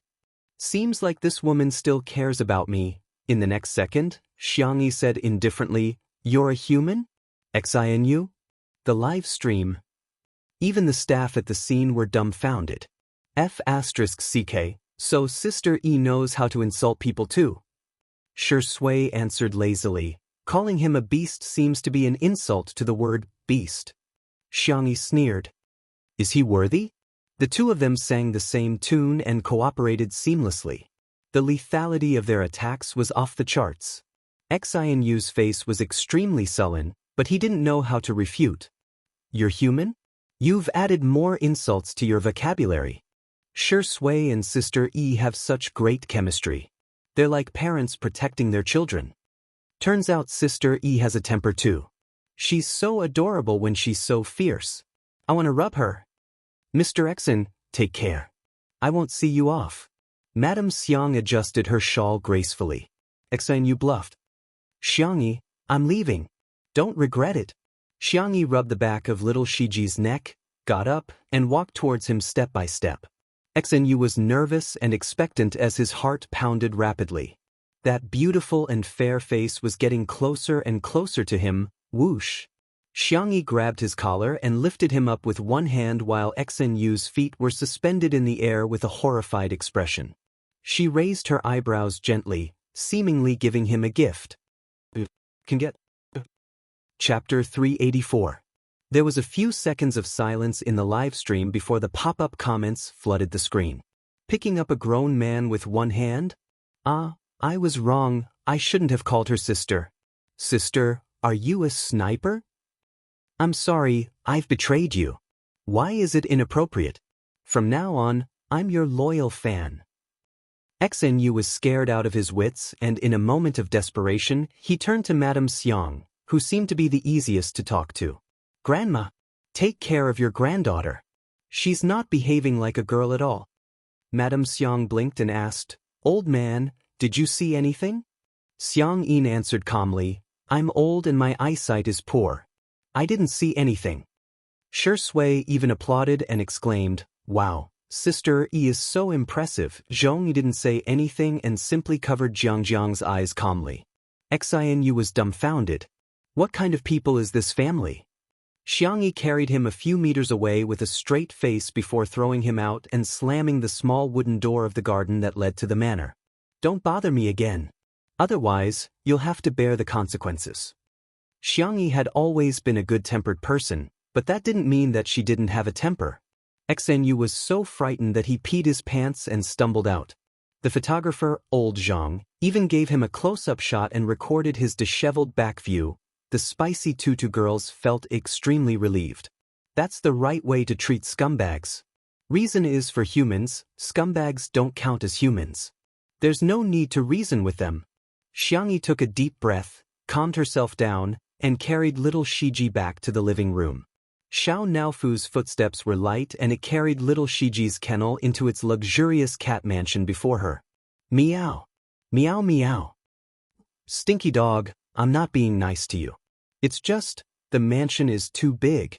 I'm just letting you have a little space. Xiangyi's eyes were filled with warmth. Xiao Naofu, you've grown up. Xiao Naofu looked away, feeling a little embarrassed. After placing little Shiji in the kennel, she raised her hand and stroked the dog for a while. Xiao Naofu suddenly became envious again.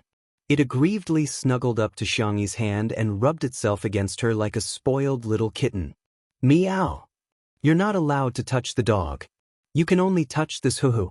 You are really a little troublemaker. Xiangyi's tone was helpless and doting, but she gave Xiao Naofu a full massage. Rubbing the back of its neck and pinching its ears, the kitten soon couldn't take it anymore. It was so comfortable that it relaxed. It took the initiative to approach Xiangyi, wanting to kiss her. Xiangyi remembered its heroic posture of catching the mouse just now and was very moved. Then she covered its mouth. Cough, you can only kiss after brushing your teeth. Xiao Naofu instantly showed a heartbroken expression. Meow meow meow? This damned stupid woman actually dared to despise this handsome hoo-hoo? The netizens in the live stream were dying of laughter. Xiao Naofu, it was a mistake after all, Shi Sui. This is a lesson, remember it? You can only kiss after brushing your teeth. Under Xiao Naofu's heartless gaze, Xiangyi's heart softened again. She coaxed softly, Shall we kiss on the forehead then? It humphed in a childish voice. Xiangyi leaned forward, her hair cascading down, and her cherry-colored lips pouted slightly. There was a soft pop sound, but it didn't land on the kitten's forehead. Instead, it landed on the back of the man's fair and slender hand. It was Shi Sui, who had placed her hand between Xiao Naofu and her lips. The netizens were flabbergasted. Shi Sui is the most shameless of the family of four. Chapter 385. He did it with his own hands. That means he kissed her on the lips. Hey, aren't you going a little overboard by rounding things off? Haha, Xiao Naofu's expression is so funny, cat. JPG. Even Xiangyi was dumbfounded, let alone the netizens. The calmest person was none other than Shi Sui. Shi Sui's long and narrow eyes curved in joy, but he said righteously, Sister E, you're taking advantage of Xiao Naofu so openly. It won't be able to find a girlfriend. Xianxia? Xiao Naofu? The netizens? Li Jianyu's mouth twitched. Daddy sure, although Xiao Naofu and little Shiji are not humans, you're a dog. Ruan Qing's eyes were full of smiles, as if she had seen through something. Xianxia took a few seconds to react. She retreated slightly and put some distance between her lips and the back of his hand. She asked softly, "What are you going to do then?" Shui chuckled and asked, "Why? Are you disgusted with me?" I'm not, don't spout nonsense." Shui began to sigh and said, "Actually, I think what that man said just now makes sense." "No one will want an unclean boy," Xianxia panicked and exclaimed, "No. Don't listen to his nonsense. Don't take the words of annoying people to heart. You're not an unwanted kid." Shui pinched her face and teased, "I'm 7 years older than you, how dare you call me a kid?" Xianxia said, "Big friend." The interaction between the two made countless netizens smile in front of their screens. "I'm shedding tears of envy. Lonely, lonely, lonely, lonely, lonely. I have a feeling that Shui's subtext is, if I'm unclean, you have to be responsible for me. Xianxia, you're such a silly child. This dog of a man is tricking you. Why are you so silly and sweet in front of him?" Xiao Naofu meowed angrily. It wanted to scratch Shui, but it was afraid of being taken away for sterilization, so it could only bark at him a few times. Little Shiji's black eyes were moist as he curled his tail around Xiao Naofu's and pulled the little kitten into his arms. Fortunately, the kennel was big enough and the kitten was small, so it was not crowded when they slept together. Xiao Naofu was both aggrieved and angry, its little paws pounding on the soft kennel. Little Shiji licked its fur patiently, not annoyed even after being kicked by Xiao Naofu. Only then did Xianxia realize that their conversation was slightly ambiguous, and the atmosphere was strange. She looked at the clock on the wall and coughed. "It's 8 o'clock. Why don't we watch TV?" Shui always listened to her. The netizens in the livestream room were speechless. Forget about the previous hashtag "I'm watching a live stream" hashtag, but now hashtag "I'm watching a variety show" hashtag? Xianxia went to turn on the TV while her grandparents, Zhongyi, and Jiangjiang came over one after another. The opening was a cartoon version of Xianxia and Shui planting flowers and vegetables, fishing and catching pigs. Jiangjiang watched with rapt attention. Wow! The production team was stunned for a while before realizing that Xianxia's unintentional actions were actually good publicity. Their live stream had such high traffic, it would be a waste not to use it. Hence, Li Jianyu frantically began to advertise in the voiceover. "Dear viewers, please stay tuned to Nanxing Satellite TV's 2 Under One Roof. Those who have a TV, please support the broadcast. Those who don't, please download Nanxing TV." While he was speaking, the show began. Although countless netizens were teasing Li Jianyu, they still switched on the TV and downloaded the software.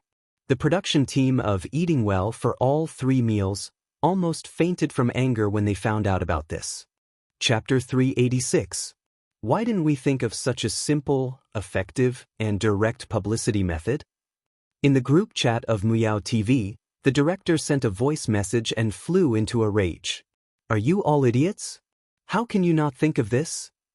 The others were complaining incessantly. Before Ruan Qing left, she had actually done the work of several people on her own, and her completion rate was particularly high. As soon as she left, it was no exaggeration to say that the planning department and the publicity department were half paralyzed. They were leaderless and their work efficiency was extremely low. Only now did they begin to regret it. How great would it be if Ruan Qing hadn't left? Wouldn't I have pushed all the work to her? Wouldn't I have been the scapegoat? On the other hand, Xianxia began to get restless after watching the introduction. She hadn't watched much of 2 Under One Roof, but now it seemed that she didn't have a good sense of camera angles in the first episode. She looked like she wasn't very smart. "Why don't we change the channel?" Xianxia said seriously. "Let's watch the news and find out about national affairs." Madame Xiang exclaimed, "This is so interesting. Our dear Tutu is on TV, she's so impressive. I'm going to post this on my WeChat moments." Xiang Yin said, "Listen to your grandma." Xianxia said, The netizens were appalled. Haha, large-scale public execution. Sister E, did you grow up eating cuteness? Turns out grandma is the person with the highest status in the family. The first episode was edited by Li Jinyu himself, and the title was The Most Valuable Thing in Life is Friends. There were two main plots, one of which was between Shi Sui and Director Yen. Director Yen was both Shi Sui's talent scout and a good friend of Shi Sui's. When old friends reunited, this plot was heartwarming. When they talked about the past, there were also plenty of old songs that could make the audience think of their good friends in a comfortable atmosphere. The other plot was between Xianxia and Yen Nai. At first, Yen Nai was hostile towards Xianxia, but soon he vividly displayed what it meant to be sweet. This plot was a lot more interesting. The scene where Xianxia reconciled with the father and son was also very contagious. Although it was about daily life, the pace of the editing was very tight. After an hour and a half, it made people feel that it was not enough. This variety show was too interesting. What? The second episode will only be broadcasted next week? Many people beat their chests and stamped their feet. In the end, they found out that this was actually a live broadcast program. In an instant, many new viewers who had been attracted by television flooded into the live broadcast room. The director's room was filled with all sorts of equipment and instruments. Li Jinyu and the others refreshed the online version's views. 160 million. The production team, exclamation point. It exploded. This was an explosive number. Soon, Ruan Qing went out to answer a call. When she returned, she said calmly, "The viewership ratings are out." "How much?" Li Jinyu was the first to ask. He grabbed his hair again. Don't tell me. I don't dare to listen. Although the online version's numbers were good, if the viewership ratings were too low, he would still feel frustrated. Ruan Qing smiled. "It is indeed an unbelievable number. I'm not listening, I'm not listening." Ruan Qing ignored him and said to the crowd, "The average viewership rating is 2.18, and the highest is 2.46. All of a sudden, there were cheers in the small room. At the same time, Miao TV had also received the news. The viewership ratings for the premiere of Eating Well for all 3 meals yesterday were the highest at 1.8, but later on, the average viewership ratings dropped to about 1.6. Meanwhile, the viewership ratings for Two Under One Roof had exceeded 2. This was like rubbing them against the ground. Chapter 387. Moreover, Eating Well for all 3 meals had a high viewership rating in the first few minutes of the broadcast, but it gradually decreased later on. On the other hand, Two Under One Roof was steadily increasing in viewership. Several famous scenes such as Crayfish Out of the Pot, Yen Nai Smells Delicious, and Xianxia Plays the Xianxia had reached a peak in viewership ratings. Even at the end of the credits, the viewership ratings were still astonishingly high. Using the word hang and beat to describe it was the most appropriate. There were more than a dozen trending topics on Weibo, gossip forums, and WeChat moments. Countless people finally realized Two Under One Roof was not just the first live-streamed variety show. It was likely to become the most popular variety show in the country this summer. In the small room, Li Jinyu's cell phone was almost exploding with calls from brands who wanted to invest in the show. Fortunately, Ruan Qing was already prepared. She transferred his number to her 2 assistant cell phones, thus giving her some time to relax. Li Jinyu smiled foolishly like a landlord's son and said, "It feels so good to have a sugar daddy chasing after me and vying to give me money. It's like a free lunch falling from the sky, right into my mouth." Ruan Qing said, "You're too familiar with calling me daddy." Li Jinyu said righteously, "I'm your daddy if I give you money." Hearing this, Ruan Qing took out a bill from her bag and slapped it on Li Jinyu's palm. She smiled and said, "Call me daddy." Li Jinyu said shyly, "I'm so embarrassed." "Give it back to me then," Ruan Qing said, pretending to take the money back. Li Jinyu immediately corrected himself, "Daddy Ruan, you have to keep your word." Ruan Qing touched her chin and said, "So that's how it feels. Call me Daddy-Kane." "Indeed, it feels pretty good. Do I have to call you Daddy, Just because you want me to? That'll be another price. Li Jinyu said seriously. Yuan Qing was speechless. It was getting late at night. Xiang Yi and Madame Xiang had a regular routine and the two of them went to rest early. Jiang kept rubbing her eyes. After Zhong Yi helped her wash up, she couldn't fall asleep and thus returned to the living room. By the floor-to-ceiling window, Shui was reading a book. The warm light blended a warm glaze on his handsome face, softening the contours of his whole person. He was completely different from the sharp and paranoid state he had been in during the filming of the movie. Xianxia was brushing Xiao Naofu's teeth. After carefully brushing his teeth twice, the little cat was already sleepy and was properly placed into a soft and fluffy cat bed. Good night, Xiao Naofu. Little Shiji licked her palm while Xianxia rubbed the Shiba Inu's head. Good night, little Shiji. Zhong Yi looked at her in surprise. She seemed to understand why Shui treated Xianxia differently. The most irresistible thing in this world was gentleness. Senior Zhong. Xianxia saw her and took the initiative to greet her. Do you want to eat supper? The audience, who thought that the live stream was about to end, suddenly wailed. Stop it. Gain 3 pounds every time you live stream. Sister E, are you hungry? Do you want to eat? Do you want supper? Little Vase, do you see that man by the window? Can't you go and get lovey-dovey with him? All you do is cook all day long. I'm so angry. Zhong Yi was stunned for a moment and somehow relaxed. Do you have wine? Shui, who was reading, glanced over casually. A certain drunkard's eyes lit up. Yes. A few minutes later, Xianxia happily came out of the kitchen with shredded squid and some side dishes. Shui was waiting at the door. He looked at her with a smirk. Chapter 388. Seeing him, Xianxia inexplicably felt a little guilty. Sister E, are you going to drink with someone? Shui asked calmly. Xianxia knew that he couldn't drink today because he had work the next morning. She tried to figure out what he was thinking. Are you jealous of us? The netizens were dumbfounded. Sister E, what kind of dangerous statement is that? What kind of cutie is this? Pretty sister X pretty sister? That seems a little fun? Shui looked a little helpless. He sighed. Drink less. But Xianxia took a few steps out with the tray and suddenly thought of something. She turned around and said, There's still a lot of wine in the cellar, I'll treat you to some next time. Shui chuckled and said, Okay, I'll remember that. Zhong Yi realized that Xianxia had suddenly become enthusiastic.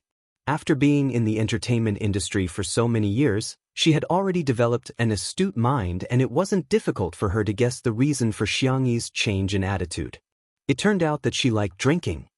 Senior, try this shredded squid. It's fragrant and a little salty. It's also very chewy and slightly springy. Just listening to her description made Zhong Yi salivate. She maintained the elegance and restraint of a female celebrity and only put a thin strand of squid into her mouth. It's actually so delicious? Xianxia began to recommend something else to her. These peanuts are wrapped in flour and egg. It's sweet and the egg fragrance is just right. Although it's fried, it's not greasy at all. Zhong Yi tried one. Hence, 2 minutes later, Zhong Yi's image as a female celebrity was completely gone. She sat cross-legged on the ground with her hair tied into a bun. She took a sip of food and wine, looking like a swordswoman. In the live stream, Xianxia, go on the link if you can. I think Xianxia has the potential to be a mukbang streamer. Just listening to her description is making me hungry. Sister Zhong Yi, where's your expression management? Where's your celebrity image? Where's your glamorous persona? Shui didn't join them. She sat quietly by the window and read.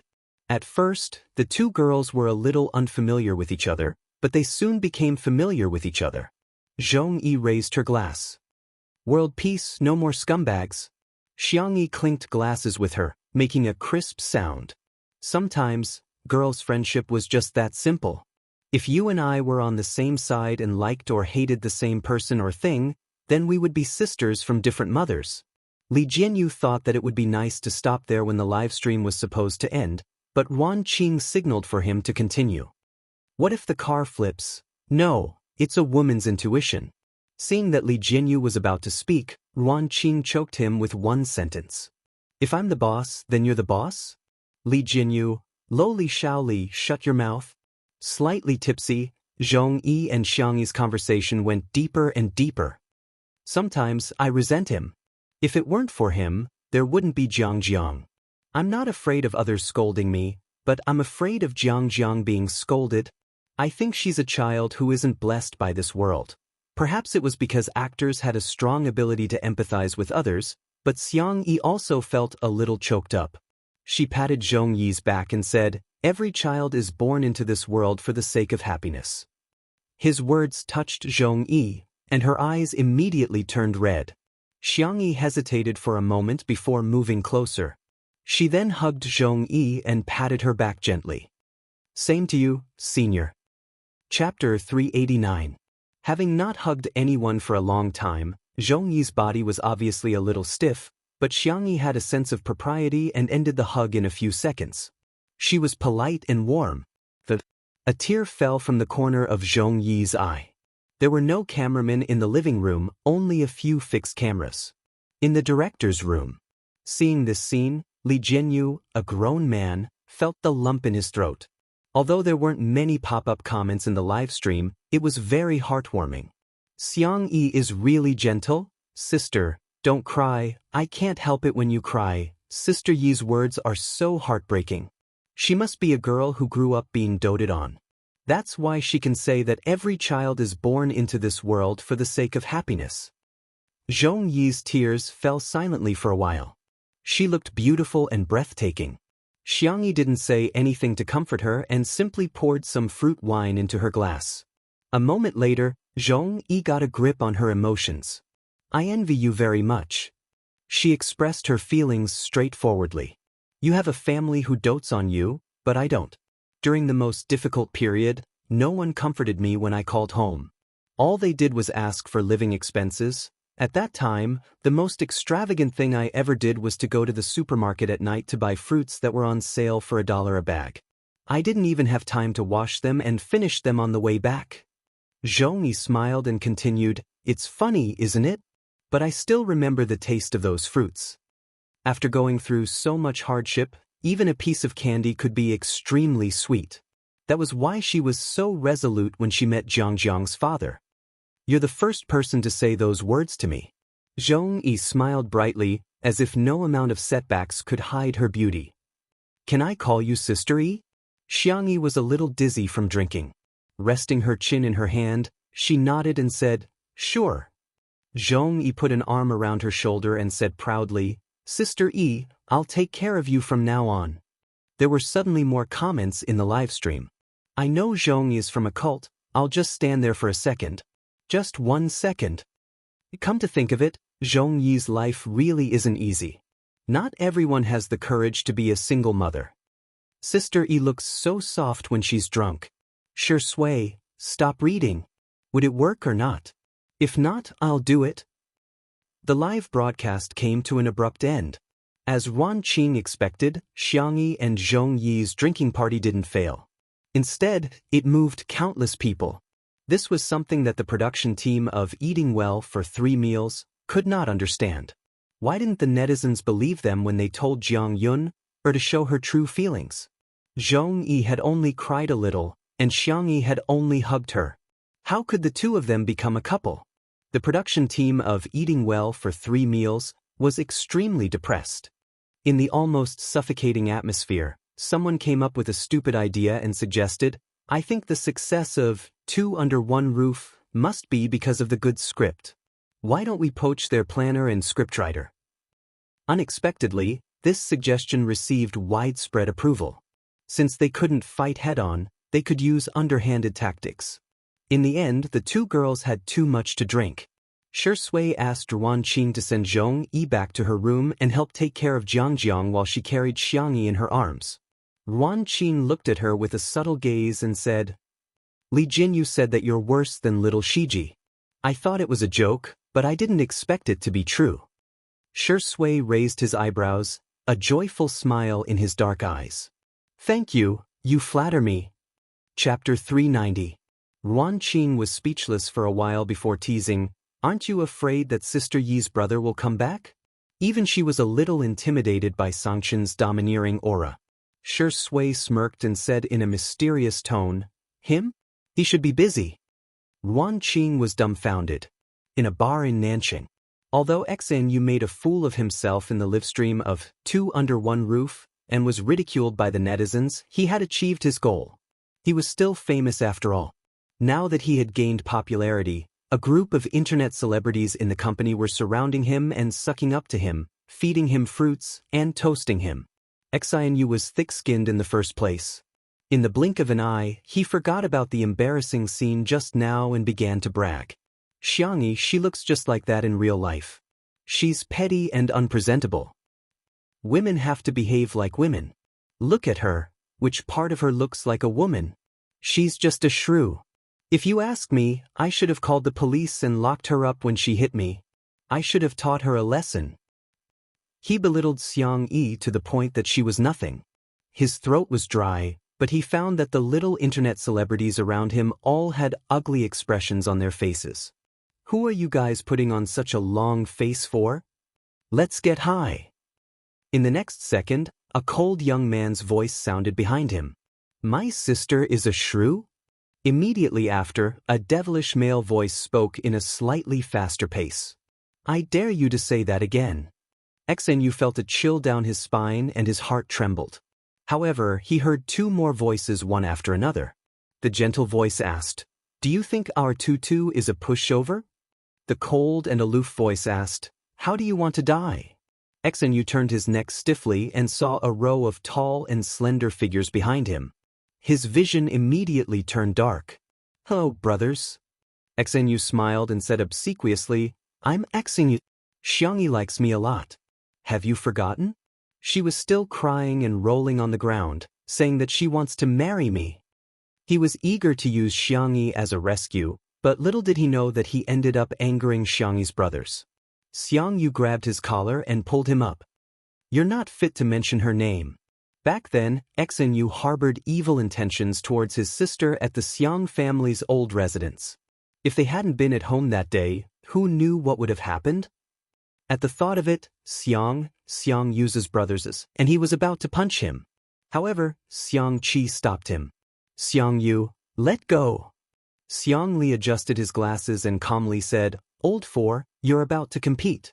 Don't cause trouble." Xiangchen was much more direct. "Go away. You're too weak." The despised Xianxia, right? Hee, now you know you're wrong. Xiangqi grinned, his phoenix eyes filled with mischief. "But we're not here to hear you apologize," Xanyu said shakily. I have money. Can I compensate you with money?" Xiangqi interrupted, "We're here to beat you up. Tell me, what order do you want? 1234 or 4321? Or do you want a luxurious one-on-one beating package?" The little internet celebrities were scared out of their wits and had long run away. As for the bar, it had already been cleared. Xanyu wanted to cry but had no tears. Who would have thought that this family would be so protective? This time, I've offended someone I shouldn't have. I'm really done for. Chapter 391. Half an hour later. On Weibo, the netizens who were surfing saw a new post. It was a video posted by Xanyu. Everyone was already a little tired of his aesthetics, but out of habit, they still clicked on the video. Xanyu's tone was sincere and sincere. "Here, I would like to apologize to Miss Xianxia. Everything that happened today was made up by me for the sake of gaining popularity, huh?" This ugly man actually apologized? In the complete video, Xanyu not only apologized, but also dragged the gossip media into it, claiming that they were the ones who induced him to smear Xianxia's reputation in exchange for traffic. In an instant, the netizens' anger rose to the peak. The gossip media soon tasted the backlash of the netizens. "You treat us like fools, I'll treat you like an orphan." The Weibo account of the gossip media was bombarded with so much criticism that it turned off the comment section and received more than 100,000 insults in private messages. In the end, they had no choice but to expose the informant. Qin Wanyan thought that she had done it flawlessly. She used a SMUF account and even got someone to change the IP address. However, her SMUF account shared a few daily updates and the sharp-eyed netizens managed to figure out that it was her SMUF account from the reflection of a bracelet and half of her face in the sunglasses in a photo. The overwhelming news flooded her Weibo account. Qin Wanyan was extremely anxious and called her manager, who comforted her impatiently and hung up without saying anything about public relations. When she called again for the second time, it was obvious that no one answered. Qin Wanyan was terrified to the extreme and she didn't dare to look at her cell phone at all.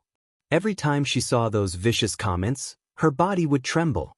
She would never have thought that those people who were scolding Xianxia would come to scold her. Not long after, Tomato Entertainment released an announcement. Although Xianxia was the boss in name, she didn't have much energy to manage it for the time being. Her uncle, Xiang Feng, had hired a professional manager for her and he was personally in charge. Seeing that his artiste was exposed to such a scandal, he immediately terminated the contract with Qin Wanyan. In addition to having to face a huge amount of compensation, Qin Wanyan's reputation in the industry was also ruined and no major company would be willing to sign her. Qin Wanyan, who was at her wit's end, suddenly thought of someone. Maybe he can help me. Bar. Xianxia kicked Xnu away with his long legs and adjusted his tie. His black suit outlined the perfect contours of his body and he exuded a strong sense of oppression that was hard to ignore. Xiang Li looked gentle, but he was even more ruthless than Xianxia. It was not difficult for a genius to destroy a company. Xianxia was worried. I feel like I'm just a bystander, Xiangqi comforted him. You should be content. Little uncle doesn't even deserve to be here. Big brother thinks he's clumsy and a burden, Xiangyu. Thank you for being comforted. He put on the hood of his hoodie. His jawline was smooth and handsome. Suddenly he thought of something. Will my sister cry alone in bed? Imagining that scene, the Siscon men felt as if their hearts had been cut by a knife. Xiangqi said with heartache, let's go back and comfort our sister. Even if she wants to cry, she should cry on my shoulder. Xiang Li chuckled. Are you worthy? Xiang Chen's brows were tightly knitted as he strode forward. Cheating. Big brother, you're cheating. Xiang Qi yelled angrily. The three of them hurriedly caught up with Xiang Yu. Little did they know that at this moment in the manor. Chapter 392. Unbeknownst to them, at this time in the manor, the little rabbit had just been carried into the bedroom. Xiangyi's alcohol tolerance was excellent, and she didn't make a fuss when drunk. Shi Sui put her on the bed, and the little girl obediently rolled up the quilt and covered herself tightly. Shi Sui couldn't help but laugh and raised his hand to pinch her little face. You're really worrisome. Meow meow meow. Xiao Naofu woke up from its sleep and saw Shi Sui carrying the stupid woman back to the room. It hurriedly ran in, stopped at Shi Sui's feet, and roared fiercely at him. Shi Sui lowered his eyes and indifferently said, Go back to your cat's nest and sleep. Xiao Naofu, meow. Meow meow. Don't think this hoo-hoo doesn't understand. You just want to trick me away and then do this to the stupid woman. It clung to the edge of the bed, and with great difficulty, it jumped up and sat on Xiangyi's pillow with a posture that said, This hoo-hoo is not leaving today. Xiangyi was awakened by the noise and opened her eyes in a daze. The figure of the little cat appeared in her vision, and she habitually hugged it in her arms. All of you, Xiao Naofu, oh, it raised its chin provocatively at Shi Sui. See that? This hoo-hoo is the rightful wife. This is the hoo-hoo that the stupid woman loves the most. Xiao Naofu's tail swayed gently, curling around her fingers, and rubbing its head against Xiangyi's soft skin under her collarbone. It coquettishly said, Meow meow. Xiangyi closed her eyes again and gently coaxed, All of you be good. Shi Sui's long and narrow eyes narrowed dangerously, and he sneered. Want to be sterilized? Xiao Naofu trembled in fear. However, although its IQ was only equivalent to a child of a few years old, children had a natural instinct to know who would protect them and who they could be pampered in front of. The white, soft and cute kitten stuck out its little but awkwardly and squeezed into Xiangyi's shirt through her collar. Only half of its little head was exposed, and it stuck its tongue out at Shi Sui.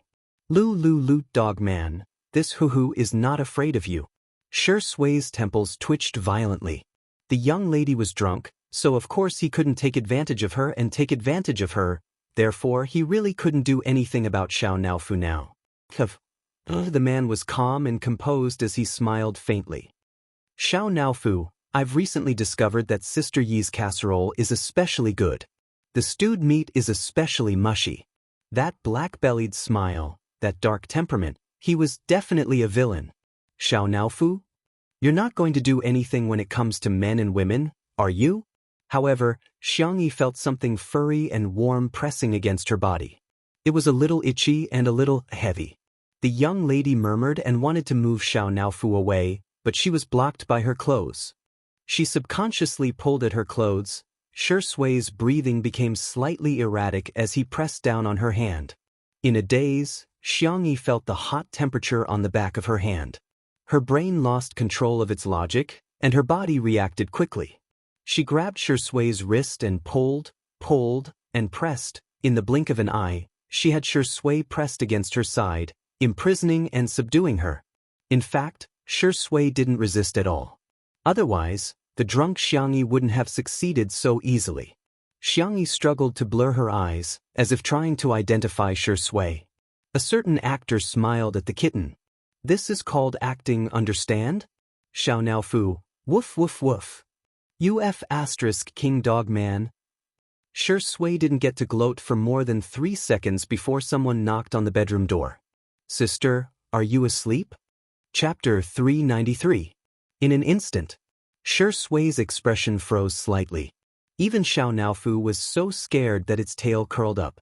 The man and cat looked at each other and surprisingly reached an agreement. They didn't make a sound. Fortunately, the brothers outside the door were very gentlemanly in front of their sister and wouldn't barge into her room without permission. She should be asleep, right? Xianxia said uncertainly. Xiang Yu's nose twitched and he sniffed. Seems like she made supper. Xianxia was overjoyed. I'll go to the kitchen and take a look. Xiang Yu was afraid that he would steal food, so he followed closely behind him. The two of them went out of the kitchen and found the food in the fridge. Xianxia lowered his voice. Fourth brother, don't make a sound. Let's split the spoils. Xiang Yu put one hand in his pocket and pressed down the hood of his hoodie with the other. He said a few words indifferently. Big brother is outside. Xianxia was instantly terrified. If it was only the black-bellied old fox second brother outside, he would still dare to repeatedly jump on the edge of death. However, Xiang Yu was here. Xiang Yu said righteously, am I the kind of person who would secretly eat behind my brother's back? What's the most important thing when a family is together? Sharing. Xiang Yu clicked his tongue. He wouldn't believe his nonsense. Since they were already here, let's eat. The four brothers sat down around the remaining small plate of food. Xiang Li had already familiarly gone to the wine cellar to get wine. Xiang Yu was about to compete and consciously didn't touch the wine. Xianxia said arrogantly, Fourth brother, pour wine for your brothers. Xiang Yu glanced at him. Xianxia said, what are you staring at? Keep staring and I'll beat you up. You're the youngest, so of course you should pour it. Xiang Yu said in a disdainful tone, why didn't you say that when little sister was here? He had never seen Xianxia order Xianxia around and only knew how to put on airs as third brother in front of him. Xianxia said righteously, how can you compare to little sister? Xiang Yu. Fine, there's nothing wrong with that. He speechlessly poured wine for his brothers. In the bedroom, Xianxia stared at Shi Sui for a long time. She seemed to recognize him. She buried her head in his chest and sniffed his shirt. Shi Sui's body tensed up and his eyes darkened. After confirming that it was the familiar smell of laundry detergent, Xianxia felt relieved and fell asleep. Did this mean that he wasn't treating him as an outsider? This realization made Shi Sui feel both amused and helpless. He broke free from Xianxia's shackles and pinched her little cheeks. Xiao Naofu meowed in protest. Be a man. Shi Sui sneered. If I didn't want to be a human, you would have been stewed into a kitten. She shrank her little head into Xianxia's arms vigilantly, which made Shi Sui's thin eyelids twitch violently. He really deserved a beating. After a few minutes, when the heat in his heart had dissipated, he gently tucked Xianxia in and went back to his room along the balcony. In the living room, Xianxia drank 2 glasses of wine, but his brows were still furrowed. He put down the wine glass and walked toward Sui's room. He knocked on the door with a blank expression. A moment later, the door was pulled open. Sui was only wearing a pair of dark blue home pants. He was wiping himself with a towel. "You're back. What's the matter?" Xianxia walked past him and looked into the room with a sharp gaze. The large bed in the room was clean and even the thin blanket was neatly folded. Xianxia felt relieved and said with a straight face, "Rest early." Suddenly, there was the sound of chaotic footsteps behind him. Xianxia turned around and saw his sister coming out of her room. Hugging a soft pillow with a lace rim, she walked toward Sui's room as if sleepwalking and bumped into his arms.